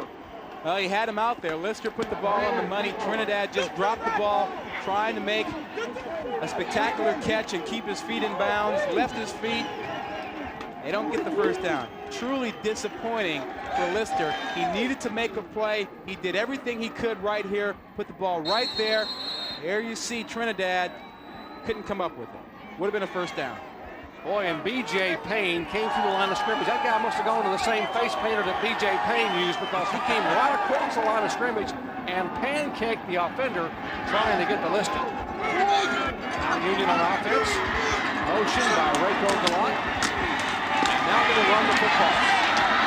To give to Mark Lantos. And if you're Larry Karras, you want the clock to run. Well, we got some hoops coming up next. Texas Tech taking on TCU. as the Red Raiders taking on the Horned Frogs in Fort Worth, Texas. Exciting college basketball. You know, we saw TCU earlier this season in a football game against Kansas, and you know, Billy Tubbs had his basketball players in that weight room pumping iron way back in September.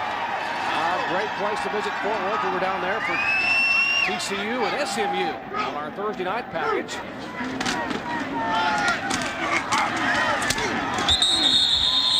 Down to about the 30-yard line goes Lantos. Well, it seems to me right now that the Rowan defensive guys have let down a little bit. Remember, you didn't see Mount Union pushing them around on the ground earlier, but right now they're having no trouble gaining yardage up the middle against the tackles, and I'm sure that's disappointing for Casey Keeler. His guys up front are big and strong, and they're being pushed around right now, and that's a sign of a team that is either tired or has emotionally exhausted itself. Been a tough second half for the Rowan College Cross. They have nothing to hang their head about. As they give it inside the block, it is wide open downfield.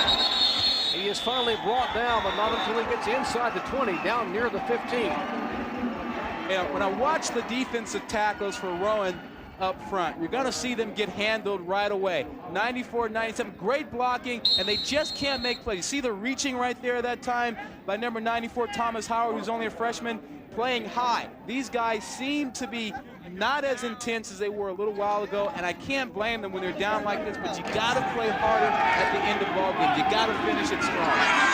Tariq Gray's taking out some frustration on the ball carrier there, Eric Brock, downfield, but Brock had already done the damage. This time they give to Lantos. He rolls off a block, and Mark Szymanski manages to hang on inside, and now Kemper's flaring a little bit. Well, it's got to be frustrating for Rowan. They were in this ball game last year, and they lost that game as well. And they were determined to come back and win this game today and send the seniors out, and not with a bitter taste in their mouth after having lost last season. Let's check in down on the sidelines with Melissa Stark. All right, well, I am with a very excited lady right now, the wife of Coach Karras, Linda. This is going to be extra special for you. Not only is your husband the head coach, but your son is on the team.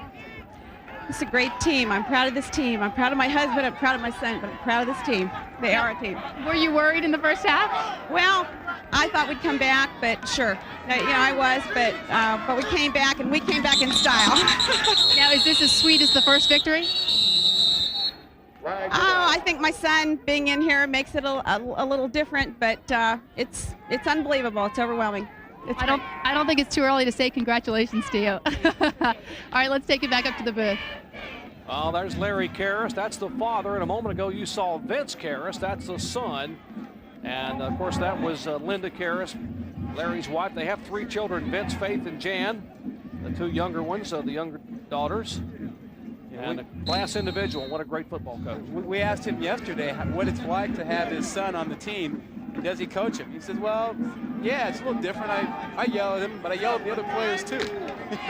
And somebody asked his son, said, how do you like playing for your dad? He said, hey, Don Montgomery's my coach because I play on defense. Right. 2nd and 12 following the penalty. This time again the block, and he has Ruler on the left side. And he will gain about 6 or 7. Well, right now it seems like any play they call. Come on, baby. Is that something they learned from Montgomery? Yeah, the wrestling stick now. What's up, WWF, WCW? Yeah. Yeah, how would you like to see that guy coming at you? You'd throw a couple interceptions too, wouldn't you? Talking about BJ Payne. Well, how long does it take him to put that paint on? And does he do it himself? 6 minutes, baby. That may be on there permanently. I don't know. That guy looks vicious as it is. No, he hasn't changed that since Halloween. Sports Center. Yeah, we'd give that guy some candy, wouldn't you? Hey, take a look at the second half total offense. Mount Union, 313 yards. Rowan, just 73 yards total offense in the second half. Borchert looking to add the total. He tucks it down, and he will scramble 15-yard line, and he thinks better of it. Remember, he's a junior. He wants to be able to come back and play next year, so he takes a knee down about the 8. They will actually mark it back near the 9-yard line. Yeah, you know, and there's one thing that I don't really like in college football, the trend to just score at will. I know it's important for teams and their psyche and whatnot, but, you know, when you're up 49-24 with 6 minutes to go, I think you have enough points. Well, I tend to agree there, but It is a national championship game. There's no more after today. There are a lot of seniors out here who want to be able to enjoy every minute of this. And as one of the coaches, you know, Casey Keeler told us early in the week, said, I told my kids, no matter what happens today, neither one of these teams is going to leave Salem as a loser. If you do what we ask you to do and play your heart out, one team is going to go away with a national championship ring. The other team is going to realize that they were beaten by a better football team on this day. We have timeout on the field with 4th and 1 coming up. Less than 6 minutes remaining here in the Stagg Bowl. We'll be back to Salem after this. Mike Tirico in our studio. What you see on the right is a live picture from Fort Worth. Texas Tech TCU, the basketball game scheduled to tip right now, is underway. We'll get you there as soon as we're done with the Division III championship game. Let's go back to the Stagg Bowl and Dr. Jerry Punch. Thank you, Michael. It should be a big one down in the Big 12. We head to Fort Worth in just a very few moments, but less than 6 minutes away as now Mount Union tries to add in total, and it is picked off in the end zone. And Rowan is there for the interception. Tom Nolan, the strong safety, will make the interception, and Mount Union is turned away. Coming up at 7:30 p.m. Eastern Time, it's the Heisman Trophy presentation presented by Wendy's. Chris Fowler hosts the awarding of college football's greatest honor, the Heisman Trophy, presented tonight only on ESPN at 7:30 p.m. Eastern Time. Will it be Troy Davis, Jake Plummer, Orlando Pace, or how about a guy by the name of Werfel? Take a look at his numbers. Yeah, and what about the comparison? Bill Borchert, his numbers compared to Werfel, 72% completion and all those touchdowns. I think that Danny Werfel would like to have those numbers. I think Dan Marino would like to have those numbers. But if this guy down here, if he wins the Heisman, what about this guy? What's he? I tell you what, and the fact that Borchert did not even win the Gagliardi Award this year signifies the most valuable player in Division III. That went to Lou Erickson, outstanding senior quarterback at Illinois Wesleyan. Yeah, and look at those numbers. How about that there? You know, the 6 touchdown passes. That's a record, huh? 6 touchdown passes in a championship game. Impressive performance, and he is just a junior. And now Lister tries to go deep, and he gets a lot of pressure, spins away, and cannot get out of the grasp. And looks like B.J. Payne. There's a guy there. But it was really John Knopf, his own guy. He spun around and ran into Knopf, 76, and that's why he was tackled. Had Knopf not been in his way, he probably could have run for another 10 yards. And Jim Eisman also there, the defensive tackle junior out of Chardon, Ohio.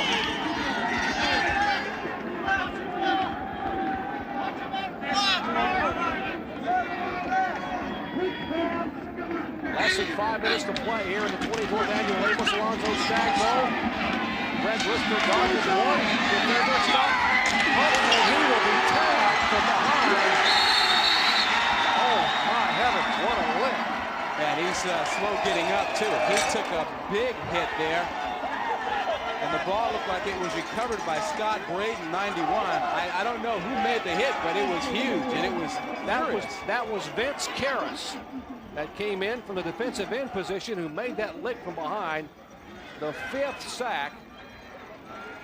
Look at Karras, number 86, coming at you. Just watch the end of the play. He's got a running start, sizes him up, and makes a big hit. And right there, Braden is there, number 91. Oh, no, he didn't recover it. Braden was just celebrating. I thought he got on the ball. He wasn't the one who recovered it either. 3rd turnover today for Rowan. Oh, and there is Karras, the proud son of a very proud coach, over on the Mount Union sideline. Now Borchert once again looks for the screen. The toss back to the tight end. Tyler has running room 5, 3-2 touchdown. And yeah, this crowd has come all the way from Alliance, Ohio, and they have jammed their way into Salem, Virginia to watch the Purple Raiders try to win a 2nd national championship. Well, and that's a 7th touchdown pass for Borchert, or should we call him Werfel? Oh, I don't know. I think Werfel would be pleased to be called Borchert. Yeah, and I think maybe even Marino, huh? How about that? Those are Dan Marino kind of numbers. I'm not sure Dan Marino's ever had a 72% completion percentage. And this young man will be back next year, and that is not good news for people in the Ohio Athletic Conference.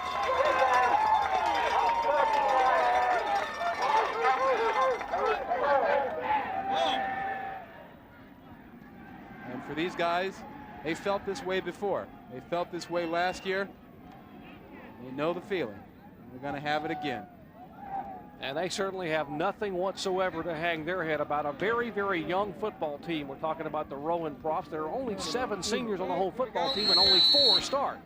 So the future is indeed very, very bright from the folks from Glassboro, New Jersey. They will likely be back here next year. I tell you, with Casey Keeler at the helm, how could you not figure they're going to be in contention? As the kick is up and good. And if you're keeping score at home, make it 56 for Mount Union.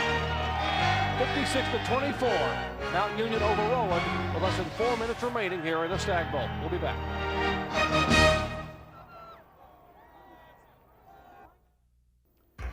It's been a quick start for Texas Tech, a 5-0 run. Right now, they're in the midst of an 8-2 run at TCU. Deuce Jones for number 18. Texas Tech, a big lead. We'll take you there as soon as we're done at the Stagg Bowl. Gary? Well, Texas Tech out early over the Horned Frogs of TCU. Will be joining that game as soon as we conclude this 24th annual Amos Alonzo Stagg Bowl. Yeah, it's been Raider rampage. That's what's happened here, particularly in the second half. And those folks have come all the way from Alliance, Ohio, where Mount Union College is located, 105-acre campus up there, 70 miles from Cleveland, about 80 miles from Pittsburgh. Hoping to go home as the Division III national champion. And the kickoff taken back there by Michael Thorpe. He scampers away, gets hit 2 and 3 times, and finally back over the 25-yard line. That's where Mount Union will start, or I should say Rowan will start. 24, McGarry. Take a look at the total yards, first half and second half, and what a difference. Look at the second half yardage for Rowan. Yeah, well, the thing you notice is that 71 there for Rowan, and that's directly attributable to the changes that Don Montgomery made at halftime. He got his defense together, and they started attacking the line of scrimmage, and it made all the difference in the world in this ball game for Mount Union. Well, we told you it'd be a track meet as they hand the ball off inside. And a good run, good effort, great effort, I should say, by Eugene Foster. There is no quit whatsoever in this Rowan College prop team as Foster gains 13 yards. But the one thing Casey Keeler didn't want to have was a shootout. Did not want to be able to get into a track meet with this team from Mount Union. And that's exactly what they were in for most of this football game. Well, it's like a basketball team that is not used to, playing fast break. And they get caught up in it, and they eventually get worn down. And that's what happened to Rowan. They cannot play at that pace. Mount Union can. Mr. back to pass. Over the middle to Foster. He is down in the Mount Union territory. We talked about Don Montgomery and the great job he did making adjustments at halftime for the Mount Union defense. And you got to ask him why. He's been an assistant coach for 19 years, never wanted to be a head coach. He said, hey, me and Larry Karras are best of friends, and I love what I'm doing, and I love who I'm working with. Yeah, he says, their relationship is so good, it's oftentimes like a marriage. I said, well, do you ever get upset? He said, well, are you married? Yeah, you saw coming up next, we're going to go out to Fort Worth for Texas Tech and TCU. Big 12 basketball. An exciting night on ESPN. And Mr. Harrison out deep. Great effort. But it will be picked off as they were battling back there. Joe Lee, the backup wide receiver. Jason Knapp, I believe, was the man who came up with the interception. And that is the 4th turnover by Rowan today. Yeah, great effort by Knapp down there. Lister, though, gets the pick off and also gets knocked off. I mean, watch him back here. He's going to stand up into the pressure, going to take a shot. The bad news is when he gets up, he's going to find out that this happened on the other end.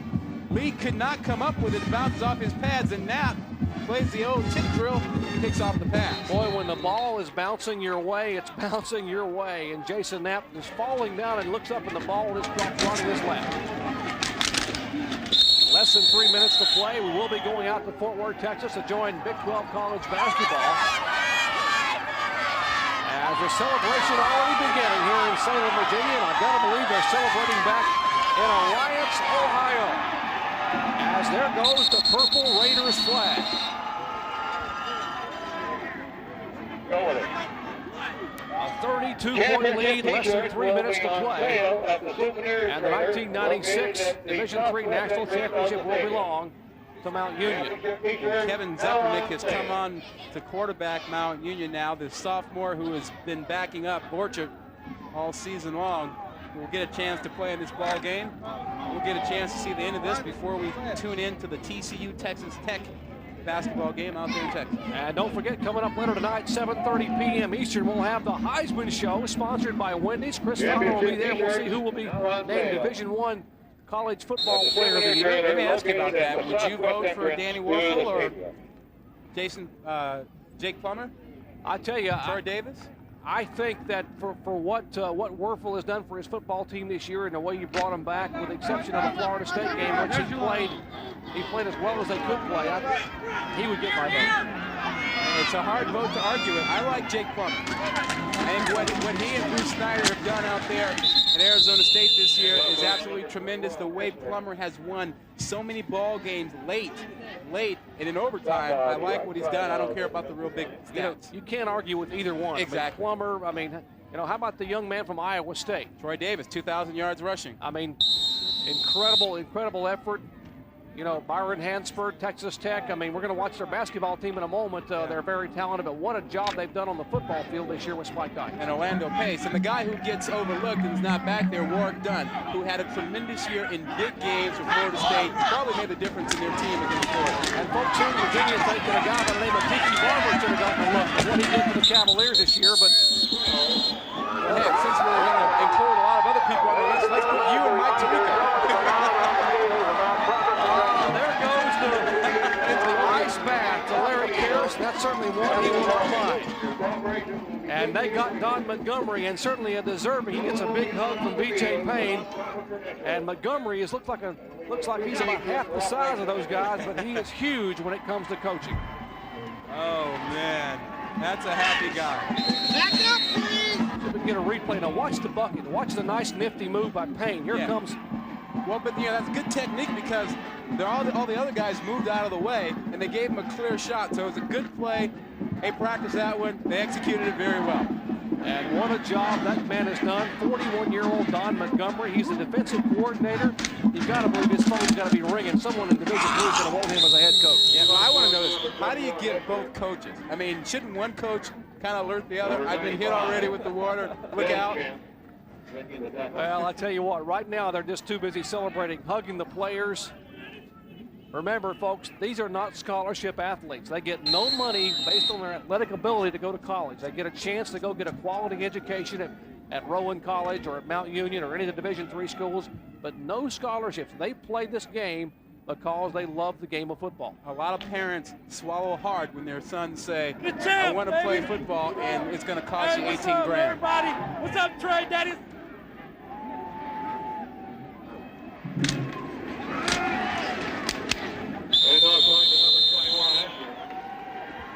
And that should just about do it. We should also point out that we've had a wonderful time here. The people of the Bowl Committee have been just fantastic to us. What a tremendous event this has been. They do a great job here at Salem. Kerry Harvey Cutter, Dan Waldridge, Brad Bankston, all the staff in Salem, and the NCAA committee. And there's the final score, the 24th annual Amos Alonzo Stagg Bowl. Our final score, Mount Union 56, Rowan 24.